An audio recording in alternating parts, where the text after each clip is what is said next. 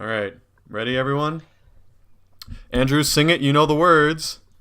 Happy, happy birthday from all of us to you. We wish it was our birthday so we could party too. Hey, happy, happy birthday. May all your dreams come true. Oh, happy, happy birthday from all of us to you. Hey. Apparently, I did not know all of the words. Oh, he's a 23 boy. Lucas DeRider, out in the world, finally able to drink. Oh, no, wait. He can vote. No, that's not it. He can rent a car. Oh, my. No, not that either.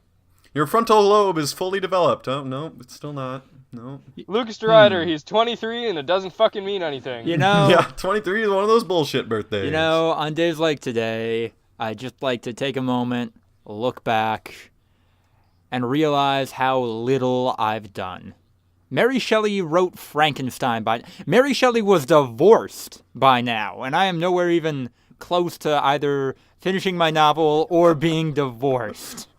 Well, oh, damn it. You understand I was hoping that you would point, focus on... At that point, this would be like middle-aged, so...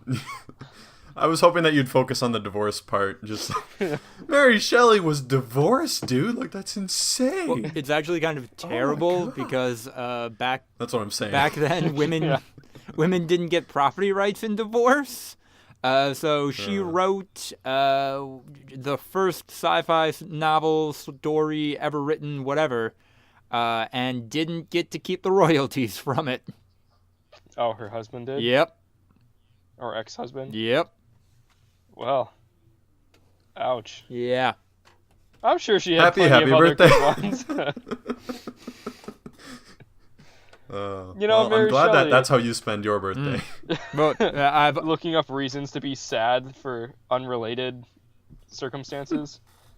I mean, I've also been drinking since noon and hanging out with the SO. So that was fun. That sounds like Lucas. Yep.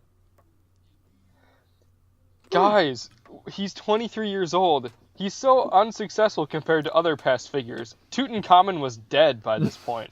I'm not even close to being dead. John Benet Ramsey had been kidnapped by this point.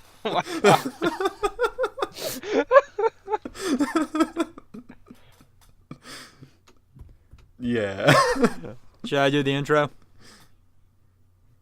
Roll the intro.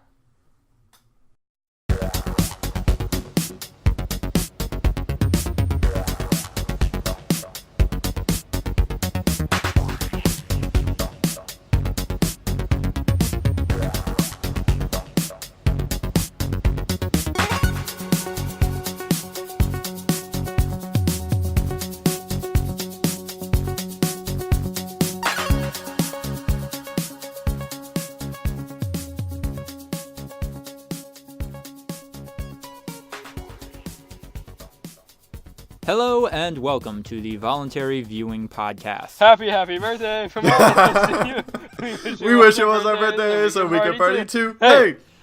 The only podcast that has somebody who turned 23 today on it. Probably. Right? Like, what are the odds there's another podcast out there and on today, June 24th, 2018, it is their 23rd birthday? Well, if you look at how many podcasts there are out there, the odds are higher than you might think. Yeah, they're higher than 0, but boy. Yeah. I don't think it's high. Today on the podcast, we have Master of the Nunchaku, Ryan Holtz, Executive of the Way of the Golden Fist, Andrew Clark, and me, Regional Director of Sales of the Way of the Longsword, and Birthday Boy, Lucas DeRider. How are you guys doing? Good. Cool. I'm happy. Once again, with you said you guys. Yeah. Which always throws us off. Andrew, how are you? I'm good. I'm happy with my recent promotion to executive of the Way of the, was it Golden Fist? Yes. Okay. Level 2. Callback. I don't think that was on the podcast when we talked about that. No, there was a previous podcast episode where I made fun of sales job positions, like level 1. You know? Yeah. You had talked about it. Oh, okay. Yep, I remember. So good that it didn't elicit a laugh from you. It got a, oh, okay, yeah, I remember. Oh yeah, That's when you know a joke was shit. successful. Oh yes, I recall.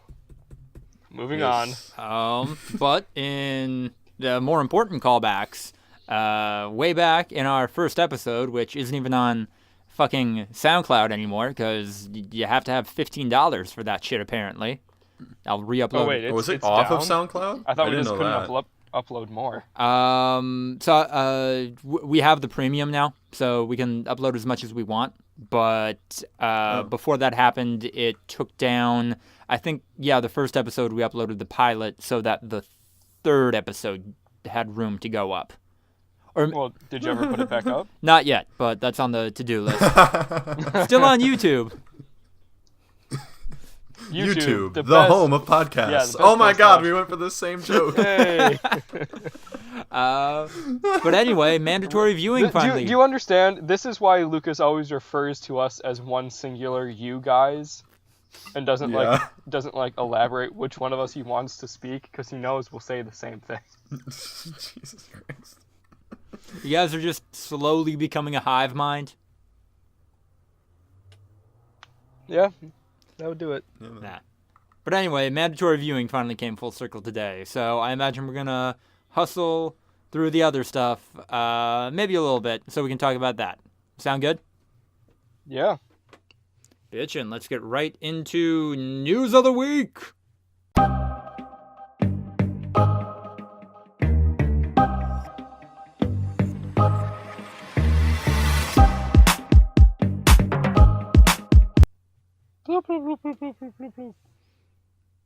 I've started leaving in the sounds you guys make for the transitions. I don't know if you've picked that up when you definitely watch the episodes once they publish, but yeah, I'm doing that now. I skip around on the podcast.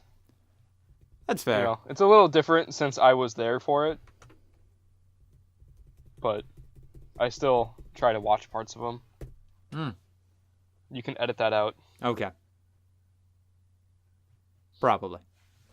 Anyway, in video games, Nintendo and Microsoft joined forces to flip off Sony by allowing crossplay between Switch and Xbox for Fortnite, and yeah.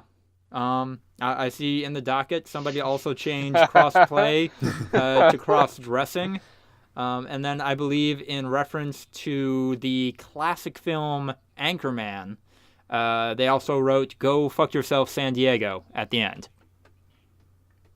That was a tag team effort. Yep. If I do say so myself. God, you guys are a hive mind.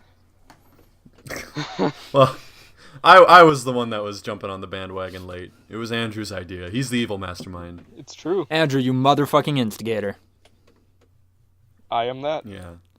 How many people do you think actually are getting Fortnite on Switch now who...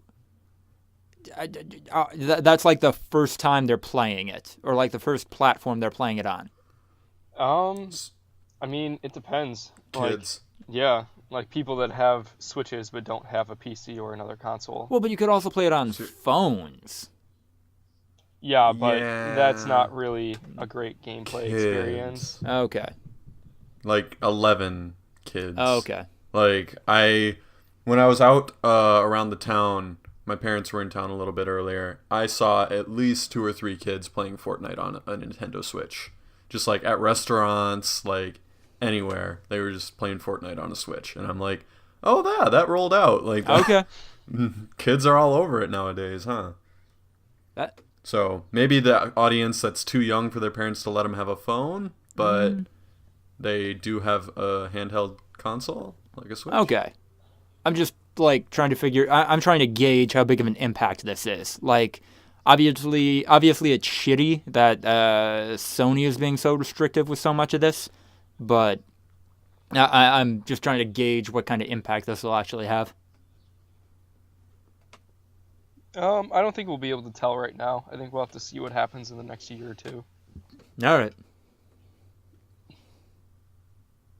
So Bethesda is suing a dev company called Behavior, but with a U in there, I guess. Behavior. It's not pronounced that way. No. Wah. Behavior. Because they made the Westworld mobile game, supposedly just yanking out the code from Fallout Shelter, which Behavior also developed, and that's in a violation of their contract. And what I find entertaining about the lawsuit is that in it, Bethesda references a Kotaku article pointing to the similarities between the games, when Bethesda has blacklisted Kotaku as a platform since 2013. Why is that? Why did they blacklist Kotaku? They were pissed that they were... I think the thing that did it was that they leaked information about Fallout 4. Okay. Yeah. And so Well, Bethesda responded with, "We will no longer work with you as a medium." They didn't even do that. They just refused to answer Kotaku's emails or any kind of contact. Oh. Yeah. There was no formal statement on it. Kotaku as a platform just realized one day that, hey, yeah, they stopped taking our calls. I guess they blacklisted us. I think Ubisoft also did something similar, but kind of a lighter version of it. Well, I'm looking at screen caps, and as someone who played a lot of Fallout Shelter, yeah. Yep. Oh, you did play a lot of Fallout Shelter? I did. When it first came out, it was a blast. I was working at a Zipline, and we had a ton of downtime, like in between tours, and me and another tour guide would just play Fallout Shelter side by side, just goofing around on our phones. Your boss was cool with that? For a lot of it. Well, like, so when you work at a Zipline, let me lay this down for you. Yeah, you do 2 or 3 tours a day. Those tours take about an hour and a half. So that right there is 3 to 4.5 hours of your day, but you're there for like 10 hours. Right. So the remainder of the time is spent dressing people, like getting their harnesses and helmets on and everything like that. And they only do that once every 20 minutes or so. So in between, and then like 10 minutes of dressing, and then you send out the tour. So in between, you have like 20 minutes of literally nothing, like just sitting in an air-conditioned trailer, goofing around with the other tour guides, or a lot of people go to the break room or something. But yeah, when we're just sitting in the trailer, we were just playing Fallout Shelter. Other people were like on 9gag because I don't know why. And yeah, I don't know. We just play like gangster rap and shut the door so that none of the pearl clutchers could hear. Pearl clutchers? Yeah, there was plenty of tourists that would have taken offense. So yeah, no, it was a good time. But yeah, played a lot of that game. Boy, does this look really similar. Oh yeah. Given it's the same company. Oh yeah. Actually, another part of the lawsuit, it lists as an exhibit a glitch in the game that's identical to the glitch, to a glitch in Fallout Shelter, proving that they were made from the same code. Which is kind of the most Bethesda prove that you stole from us because here's a shitty thing in it thing I can imagine. Mm-hmm. Yeah. That's interesting. That's pretty fucking gold. Poor Bethesda, they just can't catch a break. Yeah. No, I don't want to make fun of them because I understand the importance of Yeah. protecting intellectual property. Otherwise, you lose it. But Yeah. at the same time, it's like, they can afford to sue and have legal defense to I make think it's up. a little weird that like they're suing on the basis of intellectual property from the actual company that made the game. Where it was like Well, they hired them. Well, no, I understand, and like I agree with Bethesda in this case that, you know, the developer was probably, you know, stealing. But it's just kind of weird where it's like Bethesda did not make the game. They hired another company to make a game that they licensed. And it was like the company that made the game then took the thing that they created, took it somewhere else. But you can't do that. It's a little... It's just a little weird. Yeah, it's a little bit of the Facebook thing, but a lot more cut and dry, I think. Yeah. Yeah, I mean, if they're clearly just copying code, that makes it completely cut and dry. If Right. it were like they recreated it, kind of like based on similar properties and things like that, then I'm sure it would be more of a gray area. But if there's like glitches that are the same and they clearly just copied code over and reskinned the game, yeah. All right. Lighter week in video games coming off of Electric 3. Ryan, I think that was Electric 3. that's What? definitely what E3 stands for, right? Electric 3. No. Nope. What? It's Electronic Entertainment Expo. that's what it was. I knew the first word and the last word. Okay, I didn't know the middle one. Andrew, that sounds a little fishy, but all right. Yeah. Yeah, who would take alliteration and then just add a number for how many words the alliteration was used and use that as a shorthand for the content that they're making? Yeah, everyone. Yep. Who would do such a thing? Everyone think Electric 3 has a lot more pizzazz. And probably Okay. harken. You guys heard it first on the podcast. Voluntary 2. Yeah, no, voluptuous too. Like a word that's completely unrelated. It kind of sounds the same, but it's not really voluptuous. No, too. it harkens back to the olden days of the expo when it was just like 100 years ago when they first invented electricity. They were just showing off like all the stuff you could do with it, and back then you could only do 3 things with electricity. So they called it Electric 3. Yeah. And as the Eddie Grant song goes, we are going to rock down to Electric 3. Yes. That's it. And then they'll take it higher. So what's going on in TV? Ryan, I think that first one's yours. It is, and I actually have to revise it because there was a lot of controversy this week with Fox News, a lot of hosts being pretty callous and saying dumb things. I guess I don't know if it's more than usual or if there's just more of a microscope because of current events. Yeah. But as a result, Steve Levitan, a very, very in-demand showrunner who created Modern Family, said that he would not be re-upping his contract with 20th Century Fox because of their association with Fox News. He then, I think like 4 hours later, backed down from that and went like, maybe not. So it's not as newsworthy anymore, but I can see where he's coming from, especially with the purchase of 20th Century Fox by Disney, which would then actually make Fox News and 20th Century Fox 2 separate entities, like owned by 2 different companies. Mm-hmm. So I can see where he's coming from, especially if he enjoys the people that he works with at the studio, because he doesn't really interact with any Fox News personnel. So I think maybe it was just super reactionary. I don't know. It was just really weird to have it 4 hours later. Just like, wait, never mind. I'm going to reevaluate. Didn't think this through. Okay. Yeah. I don't know if it went so far as contracts, but I remember Seth MacFarlane also said something along the lines of, I'm ashamed to be associated with Fox Networks because of the shit going on with Fox News right now. Mm-hmm. Yeah.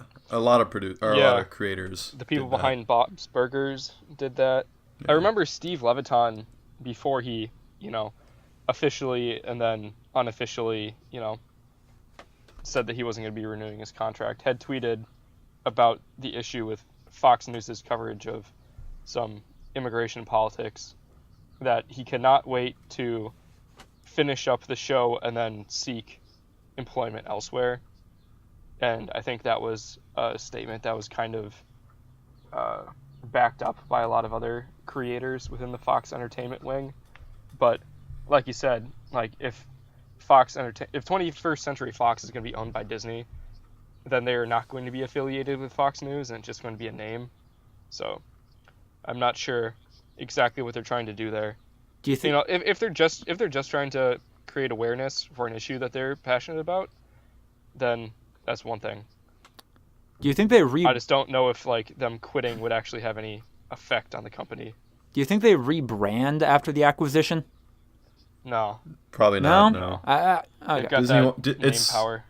Well, it's called the illusion of choice. It's what you see at supermarkets all the time, where one company owns multiple brands of the same food, and it's literally just changing out the labels. So Disney wants it to make it seem like, oh, this movie was made by 20th Century Fox, not by Disney, and so they can keep them as two separate brands, but make all the profits from both. I mean, they could still do that. I'm just thinking that if Fox News continues to kind of toxify that brand, they do change the name as kind of a counter to that.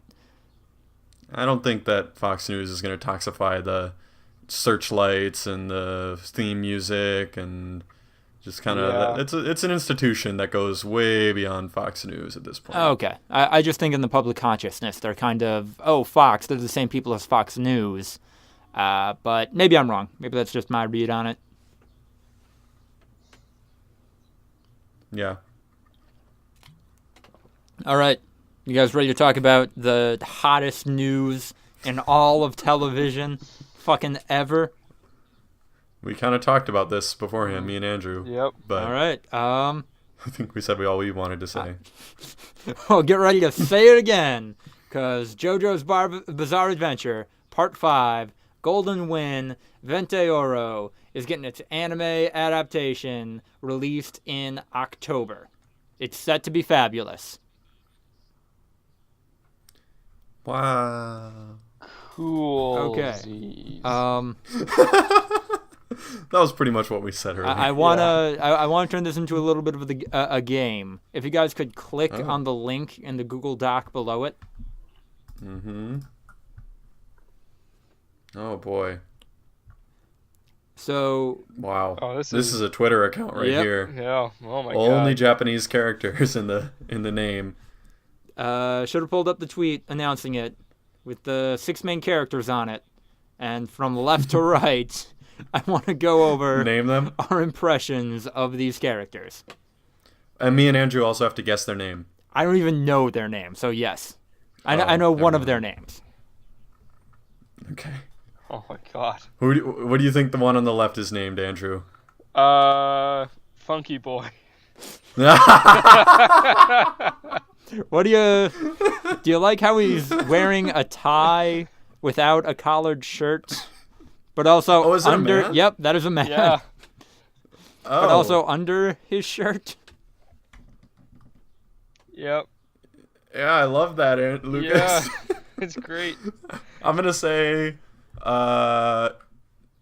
Bruce Banner somehow shrunk back into Bruce Banner from the Incredible Hulk, and his skin was peeling off in weird ways, and he's also a white guy with blonde hair underneath. That's his name. Okay. Probably has to hyphenate that. I think the second guy is Captain America. Captain Gay America. Captain Gay Erica. Is that word? I don't know. Yep.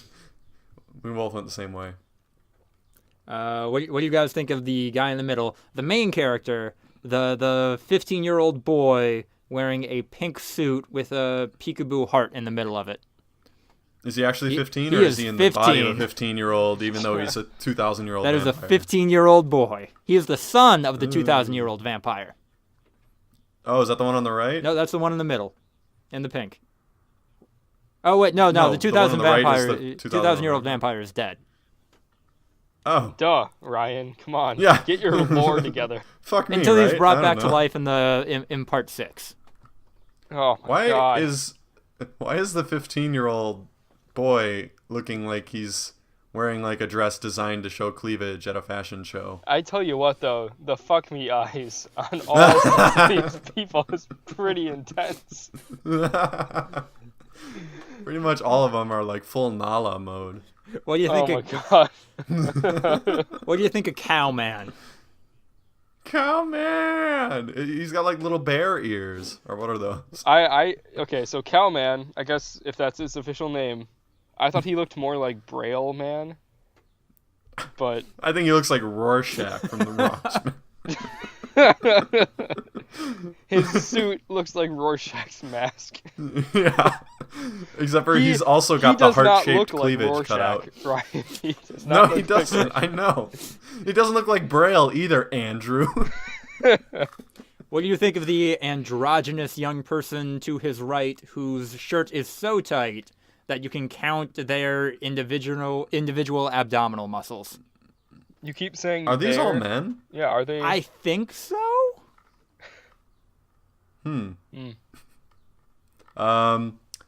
I call him the guy from The Matrix that betrays them and starts eating steak. That guy's bald. Yeah.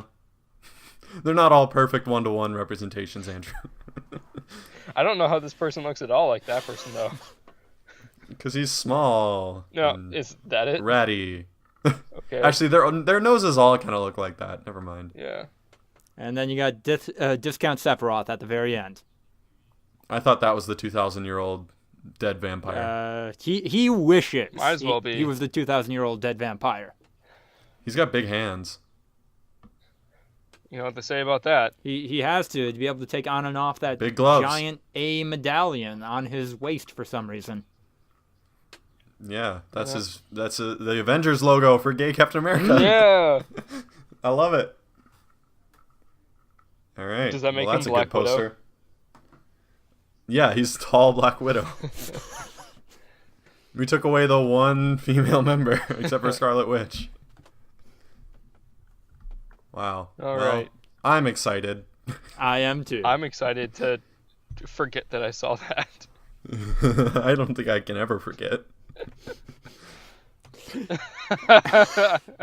And then, in the last bit of TV news, a Roseanne revival spin-off titled The Conners is apparently in the works, and maybe going to see that in the fall season? Maybe sometime. Oh yeah, it's confirmed. For the fall season. Oh boy. There. Yeah, confirmed for the fall. Oh, okay. Fucking Is wow. John Goodman still going to be in it? Yeah. He was already under contract. How did they get him? John Goodman Well, he was should under be contract doing for season 2. much bigger things. Yeah. What's he really done super recently? 10 Cloverfield Lane. What was that, 4 years ago? That was like 2 years ago, I think.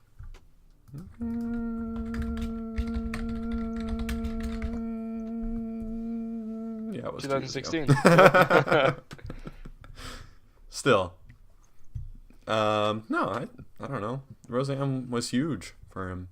I think there's a reason he came back, and then he signed a contract for season 2, and then that contract got imported over to the Conners. Bing, bang, boom. You got yourself a reboot. Or a spin-off of a reboot. I mean, they're also paying him a fuck ton of money, so that's probably a pretty big factor. Oh, yeah. he was also in 300K an Kong, episode. Skull Island, Wow. Atomic Blonde. Oh, Well, man. okay, Atomic He was Blonde. the voice of Hound in Transformers The Last Night. What? He was in Valerian in the City of a Thousand Planets. Oh my god, I almost went to the premiere of that movie. Oh, No. you poor bastard. No, that's actually true. And then I was like, this movie looks dumb, and I didn't go. He has been in so many fucking movies. Like, he's got like 4 a year at least. And 10 Cloverfield Lane was the only good one that you listed Yeah. from that entire thing. Nah. Yeah. 250 batting average ain't getting you in the Hall of Fame. He's got enough in his repertoire. That's fair. I think Big Lebowski alone could get him in the Yeah. Hall of Fame. God, just saw that again, like last week. I've seen that movie like 3 times in the last year. It's a lot better. The first time you watch it, you just don't get it. Yeah, no, that's I've exactly come to what that happened. conclusion. I watched it the first time about a year ago, and a little less than a year ago. I know it took me a long time to actually see the movie, but I watched it, and I just didn't get it. Like, people kept saying so many great things about it, and I was like, it was fine. I didn't really laugh very much. And then the second time, like, my girlfriend made me watch it with her. I was like, I didn't really like it. I don't want to watch it again, but fine. I laughed so hard. And the third time I watched it, I was just like quoting the movie the entire time. Yep. And then you watch it with the censored version that plays on television. And he's like, this is what happens when you find a stranger in the Alps.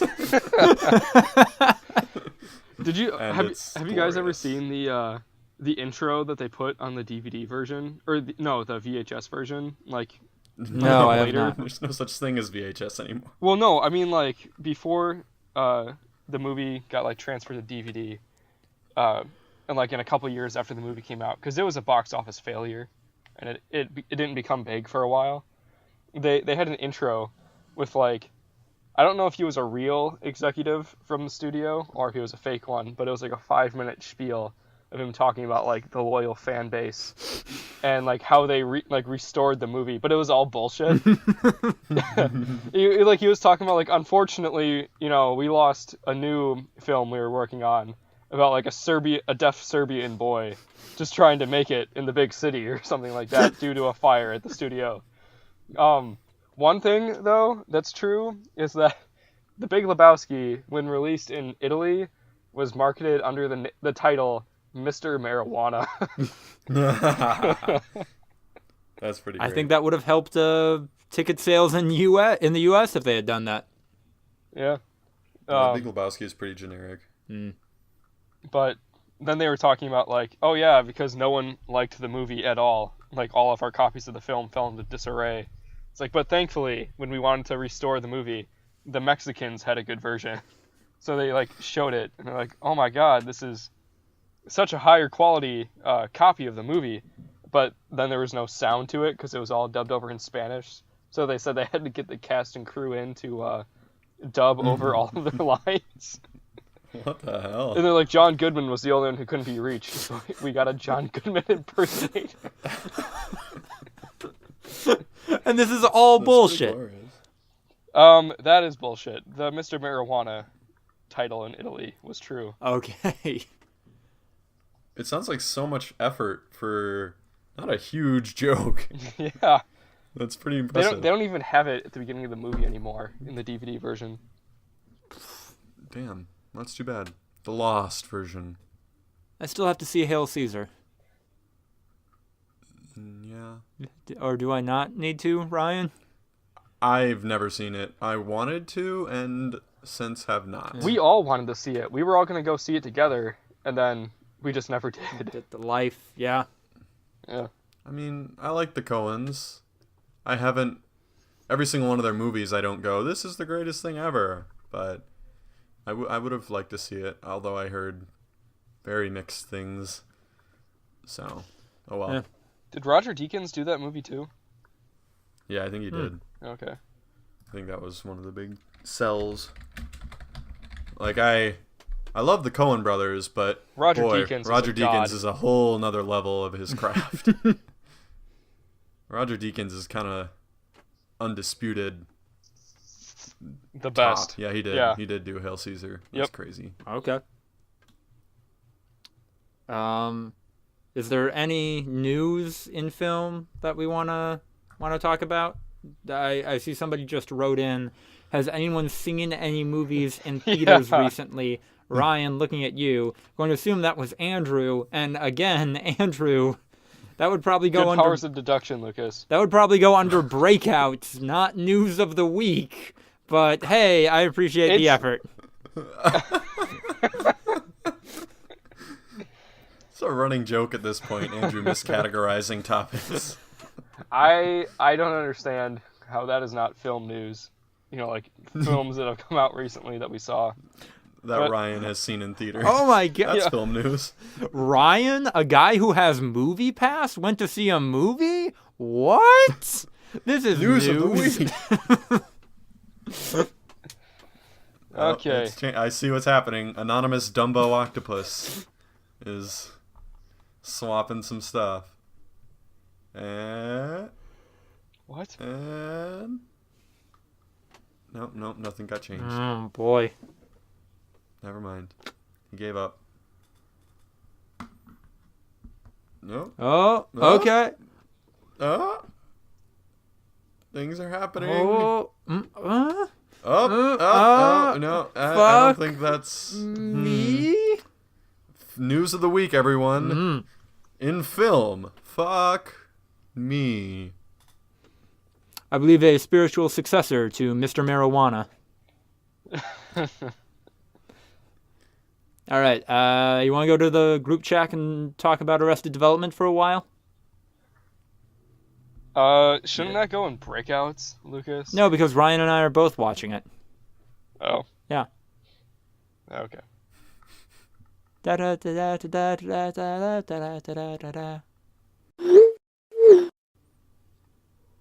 All right, Ryan, how far are you in Arrested Development? I am a little bit more than halfway through season 2 at this point. What was the last episode you watched? Or like, what happened in it? I know. I know what you were asking. It was on Friday, so of course I've completely forgotten. I don't know why. Oh, it was when Buster loses his hand. Oh! Doesn't it get bit off by a shark or something? A loose Yeah, seal. Oh, God. A seal that Job released because it was part of his magic act, but it wouldn't work very well, so he put it in the ocean. But it ate a cat, which meant it had the taste of mammal blood, which made it attack Buster. And that was it's just dumb. And that was so great though. And that was his big, I'm going to become a man. I'm finally going to go swimming in the ocean and not listen to my overbearing mother anymore. And then the second he does, he gets his arm gnawed off. Yeah. I'm guessing they reattach it soon because they even dropped that in the episode. Like, we can reattach it, but it was a good bit for that episode. Hey, that is a nice sounding guess. Well, maybe it's wrong, isn't it? Could be. All the jokes that Buster would make, where he was like referencing it and like clearly wanting everyone to laugh, and then if anyone else made a joke, he would like freak the fuck out. Ow. And just like, get out of here. Hey, thanks for giving me a hand there, bro. How dare you? Yeah. Get this man out of here! Get him out of my sight. I don't want to see him anymore. Tony Hale, ladies and gentlemen. Was the overly literal doctor in that episode? Yeah, he was actually. Where he always twists things and says them in weird ways to make the diagnosis seem the opposite of what it is. Yeah, no, it's good. Yeah. It's good, Andrew. You should watch it. I watched the first like 3 episodes, and I just didn't care for it. And I know that people say that like it gets better later on, but then I also hear that it gets worse at certain points. So I just don't know. I would say that the first 3 episodes were pretty indicative of whether or not you're gonna like the show. Oh, Yeah. At least for me, all the jokes and memes came from like the first few episodes. Oh. Yeah, like all the I don't know what I expected and like There's always money in the banana stand. always money in the, like a lot of the memes came from the very first episodes, and I'm just like, oh no, they're gonna completely burn out of the memes. But then now they have the Blue Man Group stuff with Tobias Funke as a blue guy. You know, they still have some memes throughout the series. He blew himself. Yeah. You don't have to watch past season 3 though. 4 and 5 went to Netflix, and whether because of budgetary reasons or everybody on staff just had better stuff going on, it's nowhere near as good or even well-written, like, interconnected plot thread written as seasons 1 to 3. At least that's, yeah. Cool. No. Do we have anything we want to talk about in the breakouts, or are we going right into the mandatory viewing? I have My not. breakouts have been mandatory viewing. Yeah. There you Same. go. Like I haven't watched anything or played anything like really that new. But yeah, we can get into mandatory viewing. That's gonna be the meat of this episode. Bitchin'.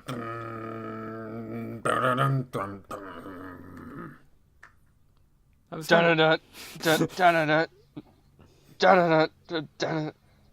Loading up a match on Call of Duty Nuketown. Yeah. Yeah.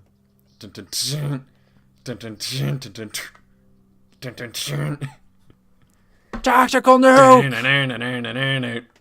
When you level up. Yep.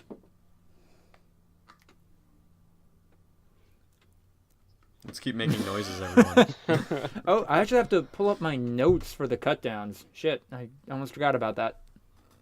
Please do. Oh, yep, I'm gonna get mine too. We'll start with the cutdowns. Boop, boop, boop, boop, boop, boop. Well, I think the order we should do this is talk about the cutdowns first, because I don't think that'll be very controversial. Then maybe talk about The Last of Us, because it'll be nice. We'll be able to get our opinions out on the game. I'm sure that they are very differing. But then Redline, I know is going to be a clusterfuck. We should just burn through the first two so that we can get to Redline. That sounds fair. Well, Andrew and I are pulling up those notes. Ryan, do you want to remind people what the cutdowns are?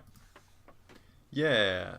So it's been over a month now since all the broadcast networks, CBS, NBC, ABC, Fox, and the CW, released a bunch of cutdowns, which are essentially trailers for the pilot episodes of the pilot episodes, which are the first episodes of a new series.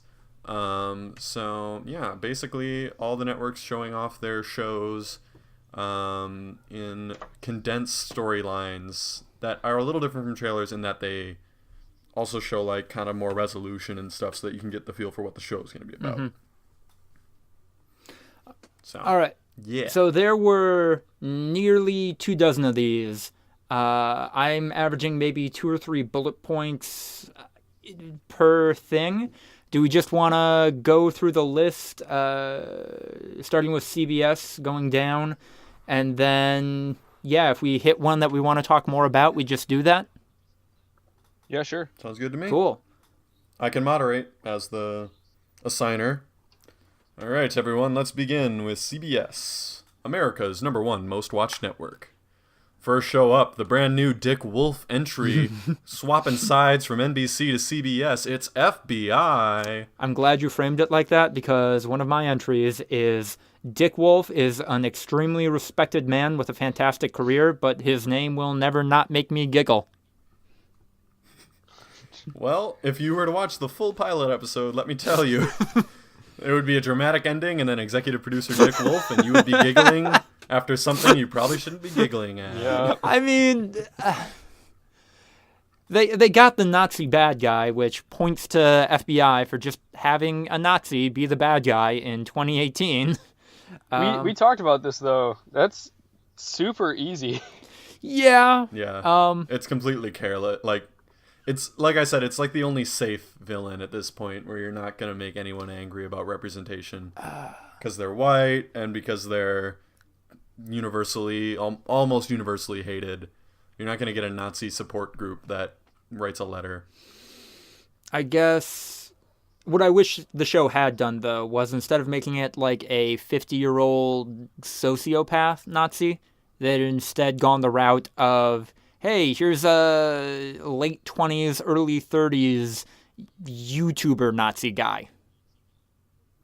Maybe a little more relevant, but yeah, it'd be a little more hip. Yeah. But I mean, Yeah. Dick Wolf's been in the game for a long time. I don't think he's got his storytelling, not quota, his storytelling methods pretty set in the way they are. So. I'm glad this was the first one that I watched because it set the tone perfectly because, I'm not going to say that it looks like it would be a bad TV show, but it's just going to be another, law enforcement procedural show.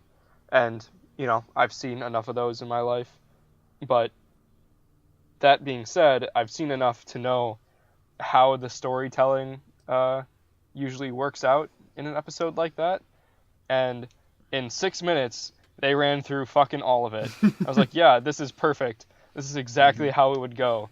And it only took me 6 minutes to watch this show, and I feel like I didn't miss anything. Well, that's the thing with, I think that's the disconnect between our generation, and I guess that's a generalization, maybe more people that watch episodic television versus people that watch serialized television. Because people who watch episodic television are purely watching it for character interaction and seeing characterization and how people interact and not really even development, more just it feels like they're hanging out with their friends that they've come to know.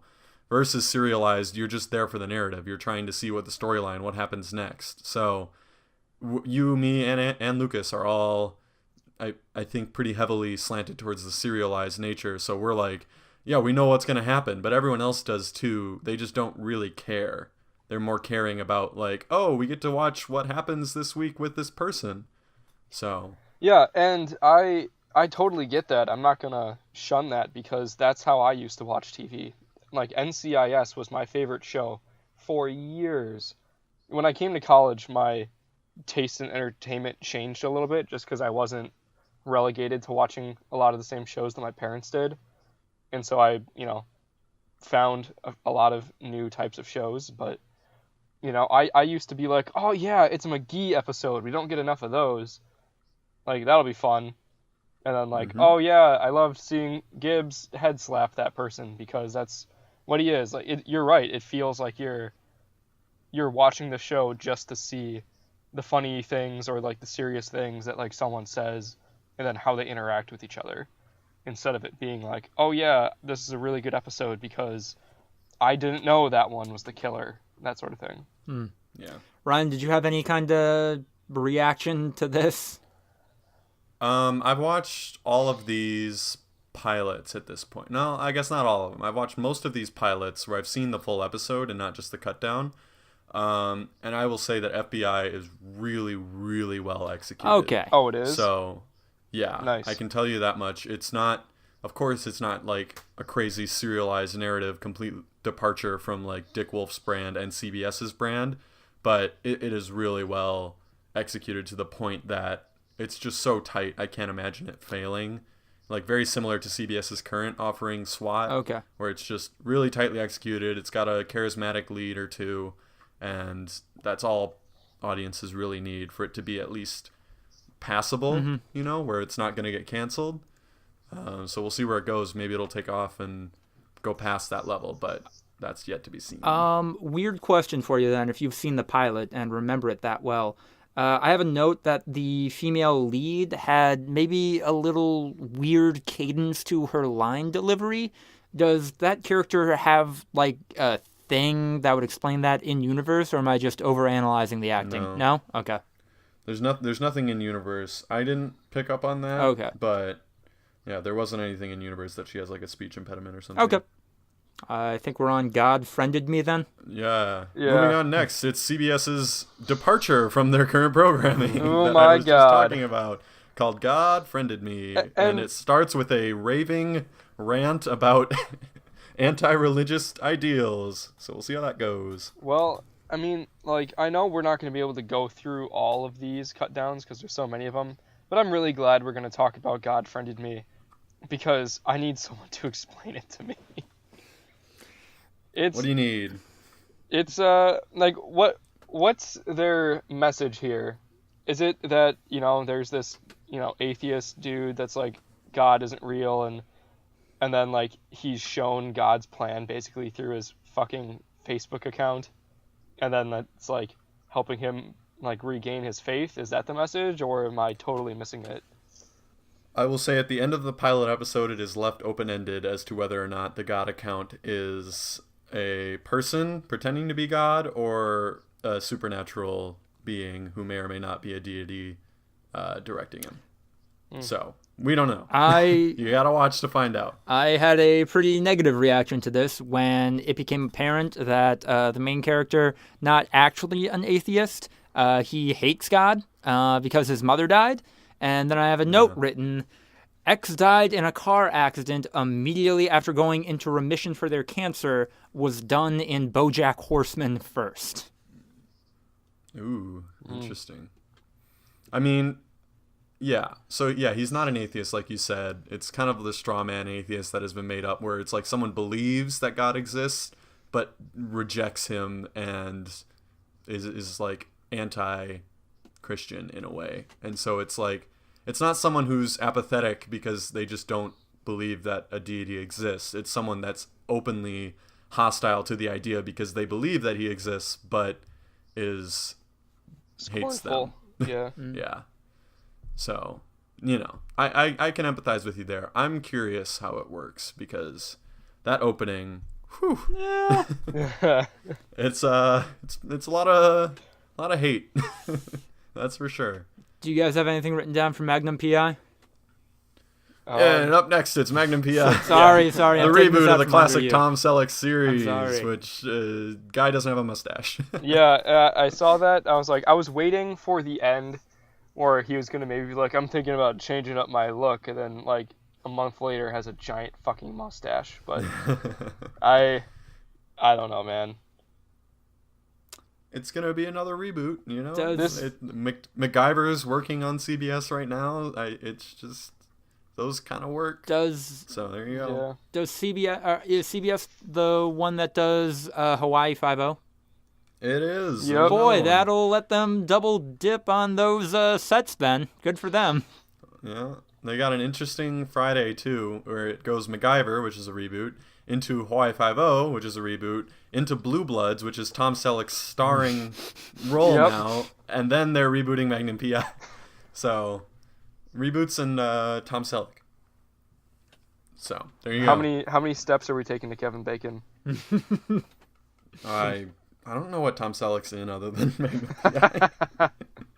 Is that? Oh no, he was mentioned in Meet the Robinsons because he voiced the mentioned? dad. Does that?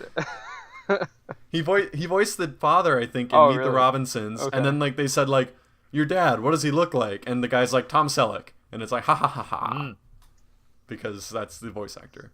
Anyway, moving on next, it's The Neighborhood, CBS's new multicam starring Cedric the Entertainer. Is that? I don't know. Wait, is that the one with Cedric the Entertainer? It is. Oh, it is. Okay. Oh, okay. Mel is the other one with the other guy, the other famous dude that's just kind of there. Mel. Completely different show. Or Rel. Okay. Sorry, not Mel. Oh, Rel. Yeah. Yeah. That's Sinbad. Yeah. The Neighborhood kind of looks fucking stupid.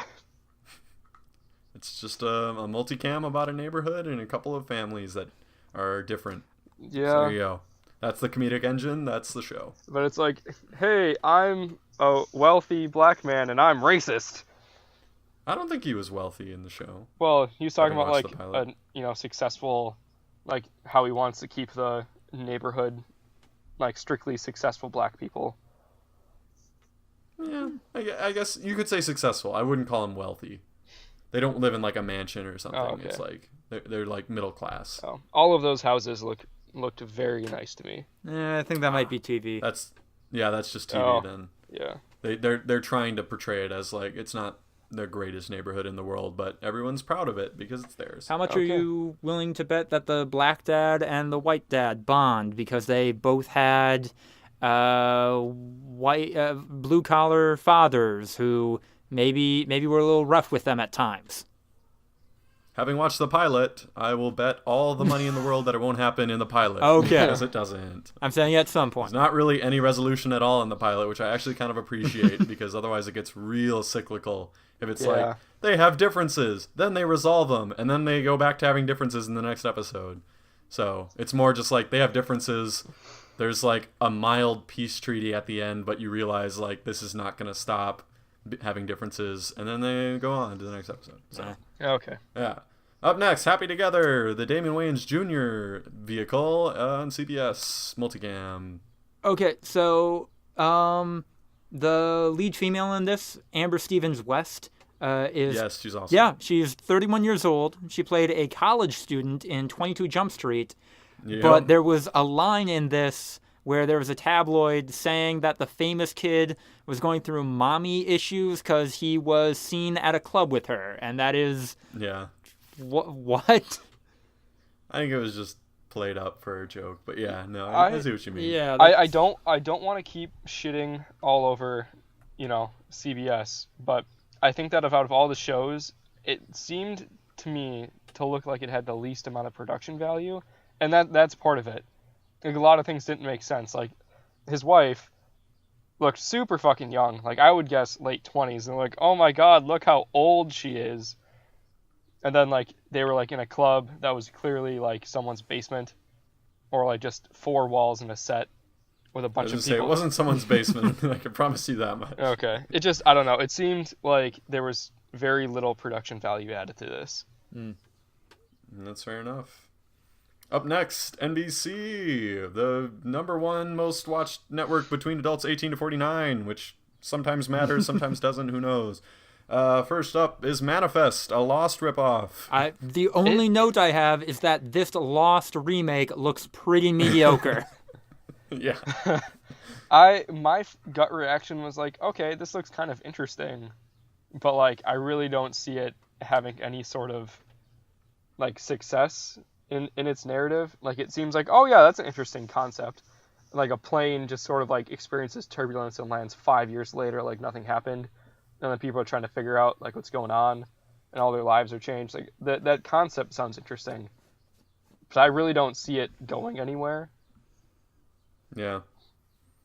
It's there's opportunity, but we'll see what happens with it. Do you think it'll work? Like, do you think people will watch, or will it be like timeless and get canceled after the first season and then brought back because there's fan outrage and then canceled again after the second season? 2 seasons at the most. Yeah. I would go with That's that. kind of what I think. I think they More might give it a timelessy. chance.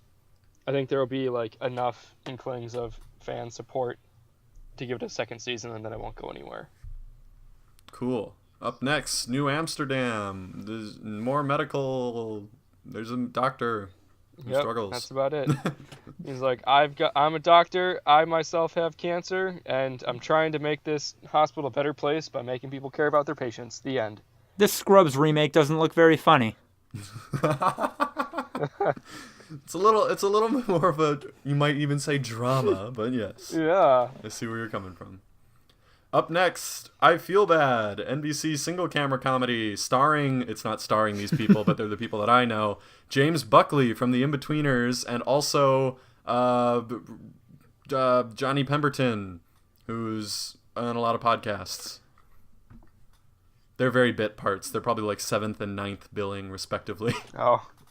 I wrote that this who is. those people were.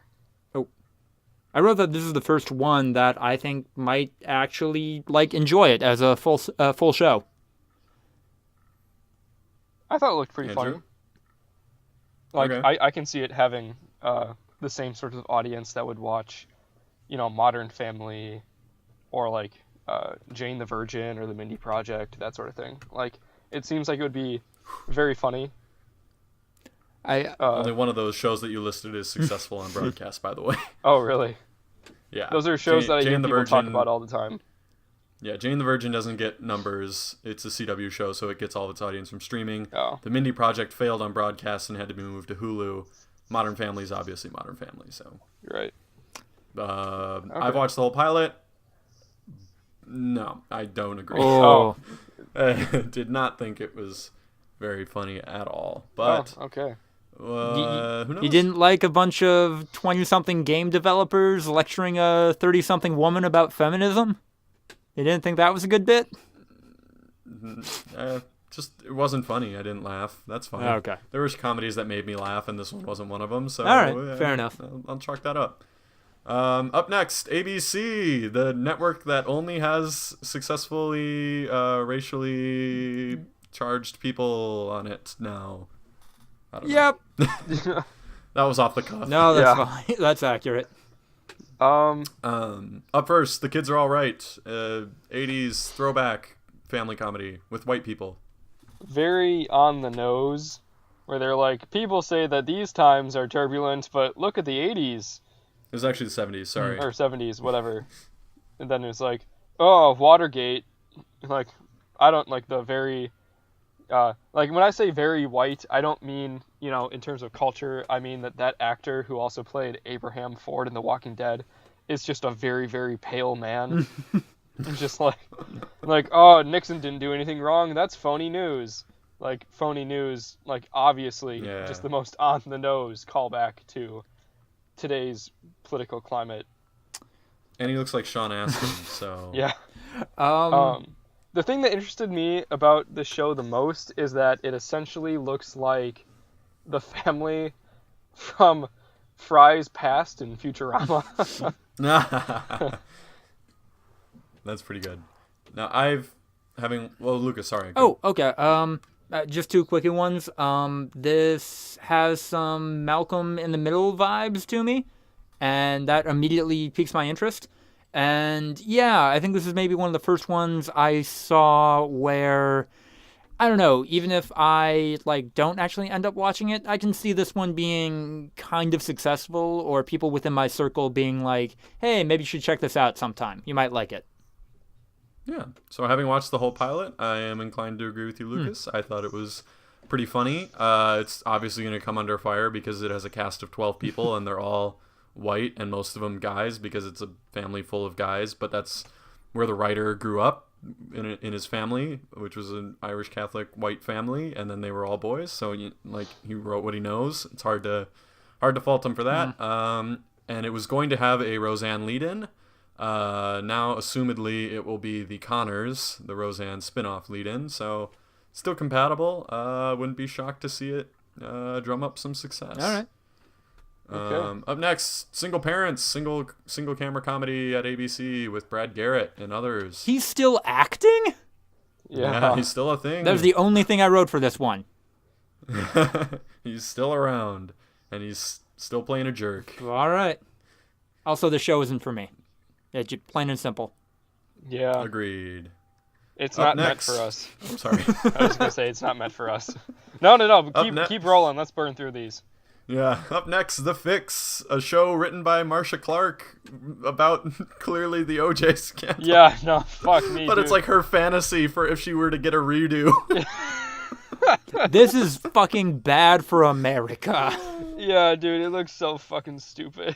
No, this Dude, is this is going to be a TV show that directly pits a wealthy black man against a strong, independent white woman.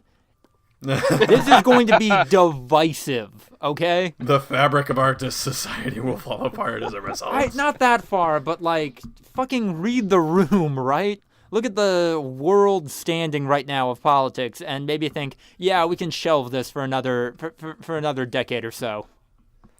When we read the script, there's a moment where the Marcia Clark character goes home to her ranch and her hot husband and all of her Oh my horses, and we're like, God. this is just Marcia Clark's fantasy life. Like, Oh, it's just really sad, more than anything. fuck. But we all had a hearty laugh, so that was good. God. Oh man. Up next, Grand Hotel, the soapiest soap that ever soaped. Yeah, no, it looks very, very soapy. I was super excited when I clicked on this link because I thought it was going to be a TV show about the titular Wes Anderson film. Dude, Oh, Grand Budapest no, Hotel. Yeah. literally, I wrote, throw a Budapest in the middle of this title, and you got yourself a TV show. Nope. It's a Miami. There's hot people having sex, Yep. and they have there's mystery and backstabbing. Yeah, this is going to make way 'Cause more it's a money soap than opera. it should.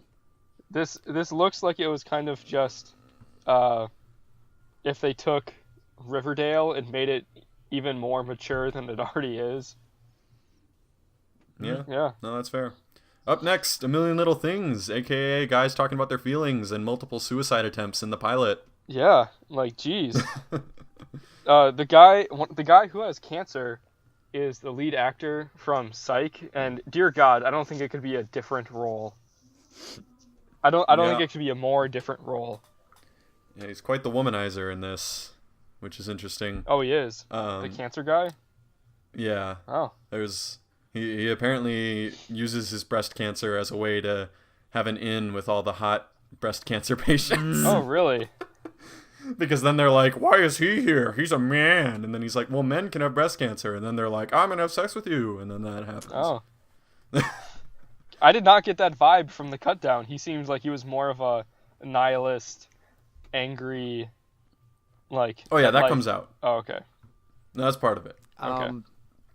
The only thing I wrote is that this seems kind of generic to me. Yeah. It doesn't seem And the like guy from Office it's gonna go Space. anywhere. And the guy from Office Space and Band of Brothers dies in like the first couple minutes. Yeah. So it's like, oh, he had arguably the most star power. He Now definitely he's seemed like gone. he was the most interesting character, What's and he's his name? literally not even Ron in it. Livingston. His name's Ron Livingston. Sorry. Yep. Apologies. It's good.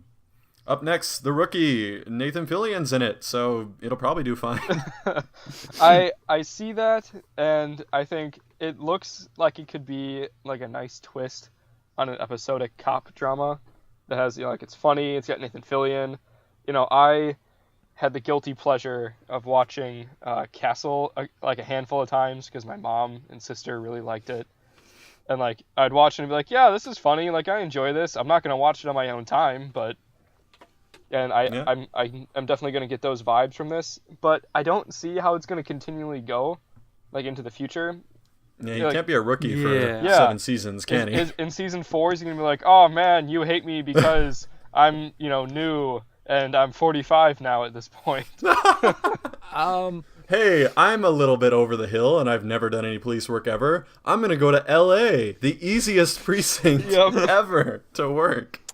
I actually think this might be okay if they lean into the comedy stuff a bit. Like, maybe not definitely not Brooklyn Nine-Nine levels, but maybe more of a dramedy. I think there's some untapped potential with cop shows in that kind of genre. And if anybody could do it, it'd be Nathan Fillion. There you go. Yeah. Up next, Whiskey Cavalier, which Jimmy Fallon made fun of relentlessly for a stupid title at the Upfront. Oh, really? And it was incredible. Jimmy Fallon was there and just shreds. He's like, yeah. Well, he's like, who came up with this stupid title?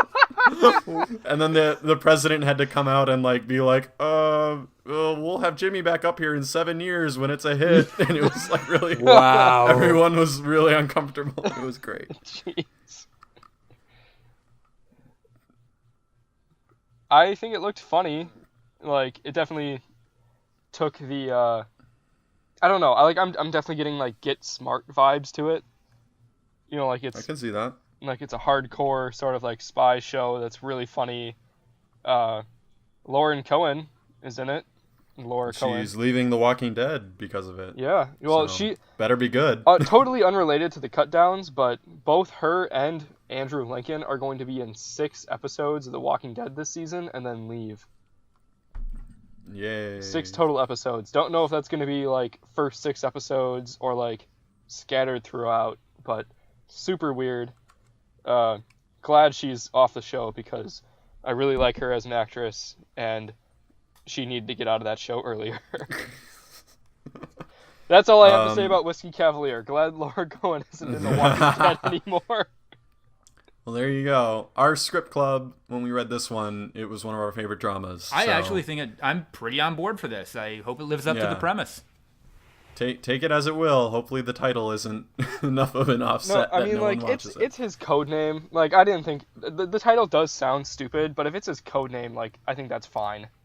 No, it's perfectly motivated. It's just to a viewer that's literally never seen an episode, are they going to be like, I'm going to watch Whiskey Cavalier? Because that makes sense to me. Versus, like, FBI. It's like, I wonder what I'm going to get from that show. Some of them are a little more on the nose than others. I think that Whiskey Cavalier looks very promising. I agree. All right. Oh, sorry, my monitor went black. All right. Up next is Fox, the network that is a network. And that's about it. Coming soon. First pilot, The Cool Kids, written by Charlie Day. Yeah. And another Always Sunny writer, I believe, about old people. I think it looks funny. I don't know how long it can go before the gimmick gets kind of old, but Charlie Day, very funny. At least the clips they showed in the cut down seemed pretty funny. Yeah, I don't really see it going anywhere. Yeah, there's no chance I'm going to watch this, but I guess props to them for hiring almost a lot of older actors, which I know don't usually get a lot of meaningful work. So, yeah, props for that. You say older. Some of them seem like they're 62. Just in old people masks. Yeah, one of them is 62. I can't remember his name. I'm like, wow, that is pretty early to be in a retirement home.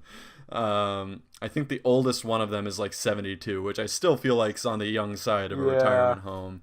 So they definitely are still pretty aged down. I imagine it's a lot harder to find work as an 80-plus-year-old actor than a 60 to 70-year-old actor.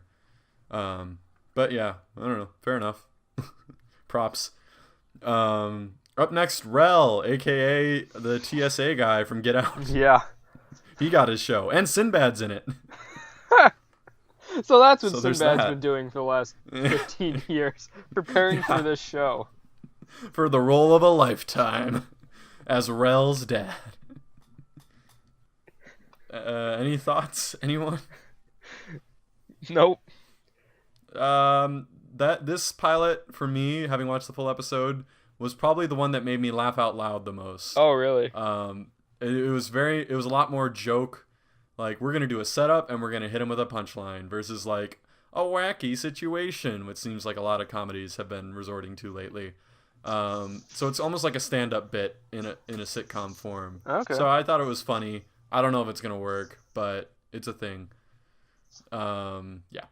Up next, The Passage. I just don't have anything to say about The Passage. What is this show about? Right? Yeah, they're like, we're a secret government lab, and also there's a virus that's gonna wipe out the entire Earth, but also here, like, it's about just this guy going around with this kid that he kidnapped. Like, what is happening? The show was in development, not for this season actually, but it was for last season, and they kept it in development for another year, and are now feeling like it's okay to be released, I guess. Okay. But I can finally make this joke now. Hey, a Last of Us TV show. Sure. Nah. I got more of like Logan vibes, but not in any like good sort of way. Like it just seemed like, oh, like there's this guy and his like surrogate daughter trying to make it across the border because there's government agents after him, but like just in the loosest plot sense. That's the kind of vibe that I got, but it doesn't look good at all. There you go. Have you seen? Up next. Or I was going to ask if you had seen this pilot. I have. And? It's just as confusing Oh. when you watch the full pilot. It's Okay. not anything special. Up next, Proven Innocent, a.k.a. Making a Murderer, becomes a drama. Yeah. I don't know. It's fine. What do you guys think? I Looks just wrote fine. 3 seasons at the most. Oof, that's generous. Yeah. Not gonna lie. Up next, Cosmos, Possible Worlds. Does this which even is count as good. a new show? Yeah. Since like it's I mean, season it's 3 of supposedly a Cosmos? spin-off. It's supposedly a spin-off, and Fox released a cut down, so I'm like, whatever, it's going on the list. It's cool that Seth Yeah. MacFarlane's in it. Yeah.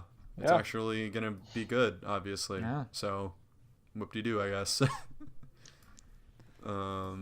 Cool. Up next, Charmed. I'm sorry. I forgot to introduce the network. Cut that. Up next, the CW, a.k.a. older teenagers are portraying younger teenagers, but they're sexy network. Yeah. Yeah. Yeah. Up first, Charmed, the reboot of a show that no one watched and no one asked for. My sister watched that show religiously, Oh boy. and let me Never tell mind. you, like the clips that I got walking through the living room made me go like, "What the fuck?" Every single time, without fail, she watched that show all the time. She watched reruns. She got the seasons from the library and watched them all over again. Every single time I saw her watching that show, I was like, "What is happening?" And this looks like it's that, except, like you said, young people playing even younger people, and it doesn't really look any sort of appealing. Not for me. Feels like a lot of these are Lucas's comment is not for me, which is fair. We're Yeah, sisters, and that makes our bond strong, and also magic. Whose planet is ruled by a magical princess? I think someone will like this. A lot of people might like this. A lot of people like the original Charmed. I'm not one of those people, and I don't want to be like, yeah, this looks dumb when it's just fundamentally like not anything I would ever be into. So that's all I can say. There you go. Yeah. Up next, All American, aka Friday Night Lights, but everyone's hot and there's swimming pool parties all the time. Yeah. This is so fucking on the nose. There's I no can face see- left. I can see this show going either way, because it's like, yeah, like football in high school, and that's like always just kind of a thing that people like, but at the same time it's like not really about the football, it's about the hot people. So yeah. There you go. You mean Blue Mountain State? Do you mean a good show that centers around football? Yeah, not everyone's hot in Blue Mountain State. That doesn't seem like it's Yeah. the... Like, the characters aren't. Obviously, there's, like, a ton of fan service Yeah. with a lot of hot people. But, I mean, other than, obviously, Thad Castle, who is a god. Yep. Just the golden course. god of a human being. Wow, guys, we made it through. What is your favorite cut down of them all? Oh boy.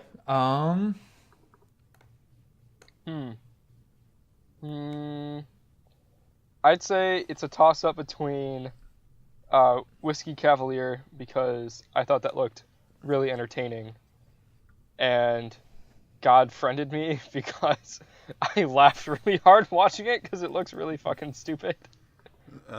There you go. I think, yeah, it's got to be Whiskey Cavalier for me. They got a lot of talent on the show, and it actually seems like they're changing up a pretty tired formula in some interesting, fun ways. So, that one. There you go. My favorite drama would be Whiskey Cavalier as well. I agree. And my favorite comedy would actually be The Kids Are All Right. So ABC's got my vote. Cool.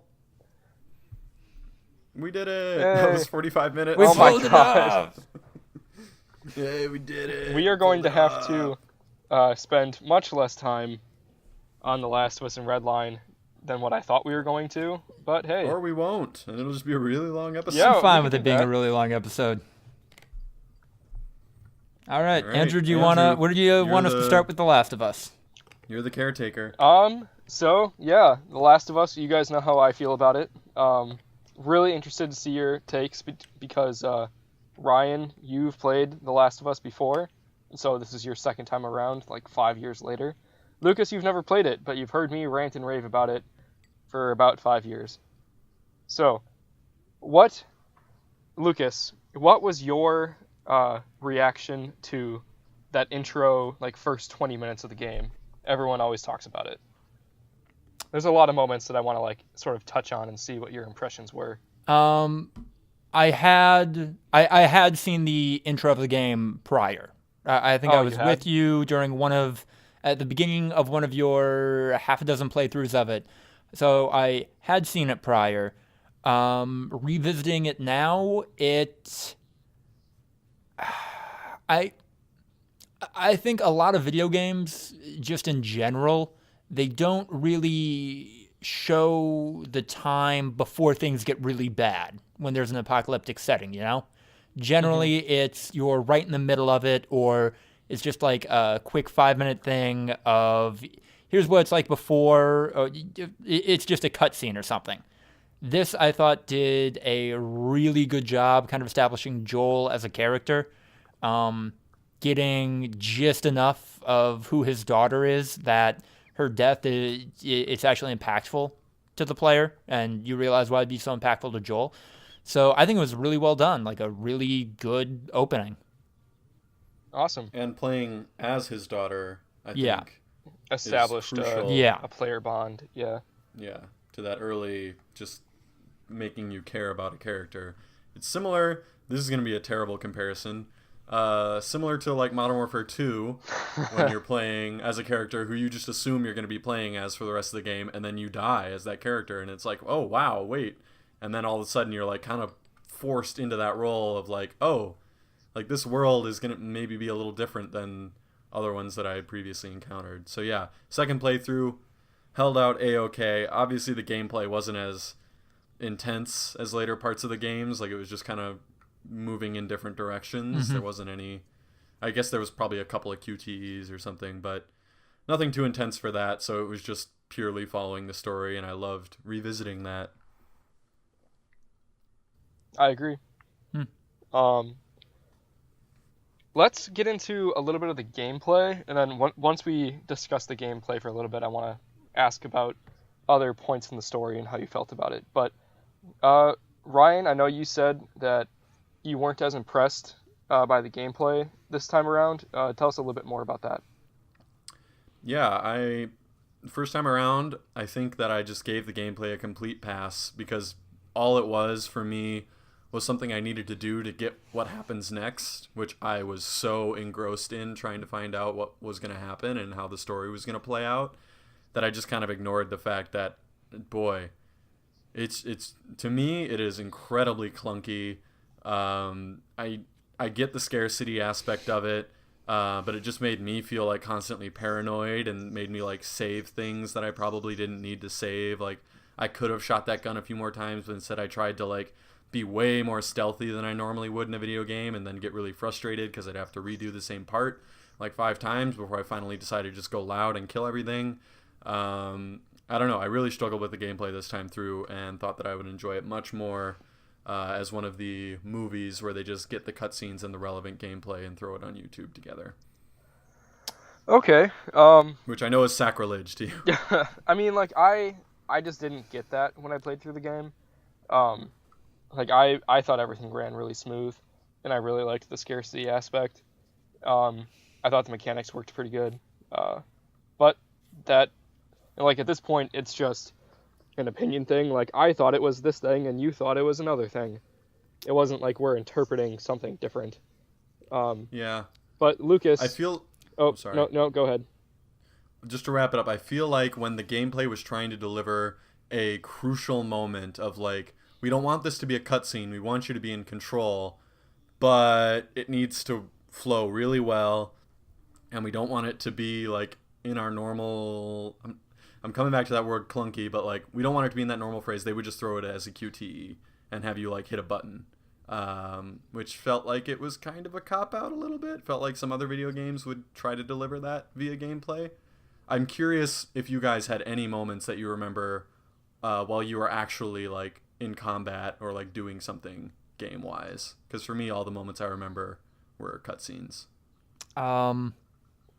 I guess to that point, and then to me get to Andrew's question, the only like big game like I'm in control moments that I really like kind of stuck out to me were actually when the stealth stuff was fucking up a little bit, and I'd be hiding behind something, and Ellie was clearly visible to an enemy, and then they just or she's like sprinting around. Yeah, that. I only got like the sprinting around like once, I think, but otherwise, boy, line of sight, she'd be dead right now. But besides that, I think my reaction to all of the gameplay and I think most of the story was kind of, and I'm going into this without like Ryan, your golden first playthrough kind of, but my reaction is a lot more like when you see a really well-made, well-done movie or something that just it nails it. It does exactly what it tried to do, but then just didn't click for you. So you're left with kind of this feeling of, I can appreciate this, but I don't know if I loved this. And that's kind of where I'm sitting on The Last of Us. I don't think any element of it is bad necessarily. I was never like really upset or pissed off at the game, but yeah, it didn't really click with me. I am just going to say and go on record, not a personal attack at you at all, but I really, really wish that you would have had a playthrough where you did not have anything spoiled for you. Oh, okay, that's fair. Because for me, it was so much just a roller coaster ride. I wanted to know what happened next. When a gameplay thing would happen, like our big story moment would drop, I'd be like, oh my god, how's this going to affect them? How is this going to change their relationship? I was just so into it as a result of that. So I'm curious if that would have changed your mind. I mean, it probably would have, but I think that's just a reconcile you have to make playing a game from 2013. Yeah. Like, my opinion on it is that the story is what makes the game great, but the gameplay doesn't like hold it back at all. I think it just works the way it's supposed to, and like I don't know, like I'm a big fan of Uncharted, which is another Naughty Dog game, and that third-person perspective. Even though the games are very different, like probably exact opposite in the way that you play as Nathan Drake, swinging around, punching people in the face, climbing up mountains, and discovering the lost cities of name a region. versus like the slow, stealthy grittiness of this game, I still get that same sort of vibe of like everything works the way it's supposed to. The story is like what you're here for, but like the gameplay offers that like entertainment factor. Because like I enjoyed like playing different levels in The Last of Us, but like at the end of the day, the story is what makes it great. That's fair. I think Ryan and I were talking a little bit before, and maybe we're kind of getting at this might click a little. This might be a little better if it were, I don't know, like 12 or 8 episode Netflix special or something. Do you have any kind of reaction to that, Andrew? Well, I mean, like, obviously I'm going to say that I would prefer this as a video game just because that's how I experienced it. it. And I think that the way that they told the story could only be done through a video game. But I'm going to be honest, if, this game had come out as, a miniseries, I'm sure I still would have enjoyed the fuck out of it. Because, I mean, like, I did watch through like that 6-hour Last of Us movie. Like they've got a couple of different versions on YouTube where it's like the relevant gameplay and then all the cutscenes, like what Ryan talked about. It's still good like that. But like there's something about the connection to the characters that you have because you are controlling them, that you are seeing it through the perspective by way of like playing as them, like controlling their movements and that sort of thing. It establishes a connection between you and the characters that doesn't always come through in movies and television, but like it still probably would have worked well. Like, for instance, the giraffe scene, and this is the next thing that I wanted to talk about. The giraffe scene I don't think would have been quite as impactful in a movie if you hadn't have been the one that was putting these characters through just the grueling slog they had gone through over the course of a year, trying to get where they were. Like it had taken such an emotional toll on them, and this moment of reprieve did just wonders for me because I was like, oh my god, like this is so emotional. They're just like looking out this window, enjoying the scenery and like watching the giraffes, and like that moment was meant for me, like as the player. Like it's like, okay, yeah, you've like put these characters through all these awful things, but here is like this like small moment of like hope and happiness in this like totally shitty world. What did you guys get out of it? Yeah, I still first the playthrough. Giraffes, by the way, are my favorite large animal. Hummingbirds are the favorite small animal, but those are like my top two. Those are the right choices. Choose between them. Yeah, don't really choose between them, but those are my two favorites. I love it. I totally got it the very first time. It's really, really emotional. People forget about the build-up where Ellie's clearly in a completely different place. The scene opens with her looking at marking of a deer on the wall representing the whole winter where she had to basically survive without Joel, and then the complete ordeal that she went through with the cannibals.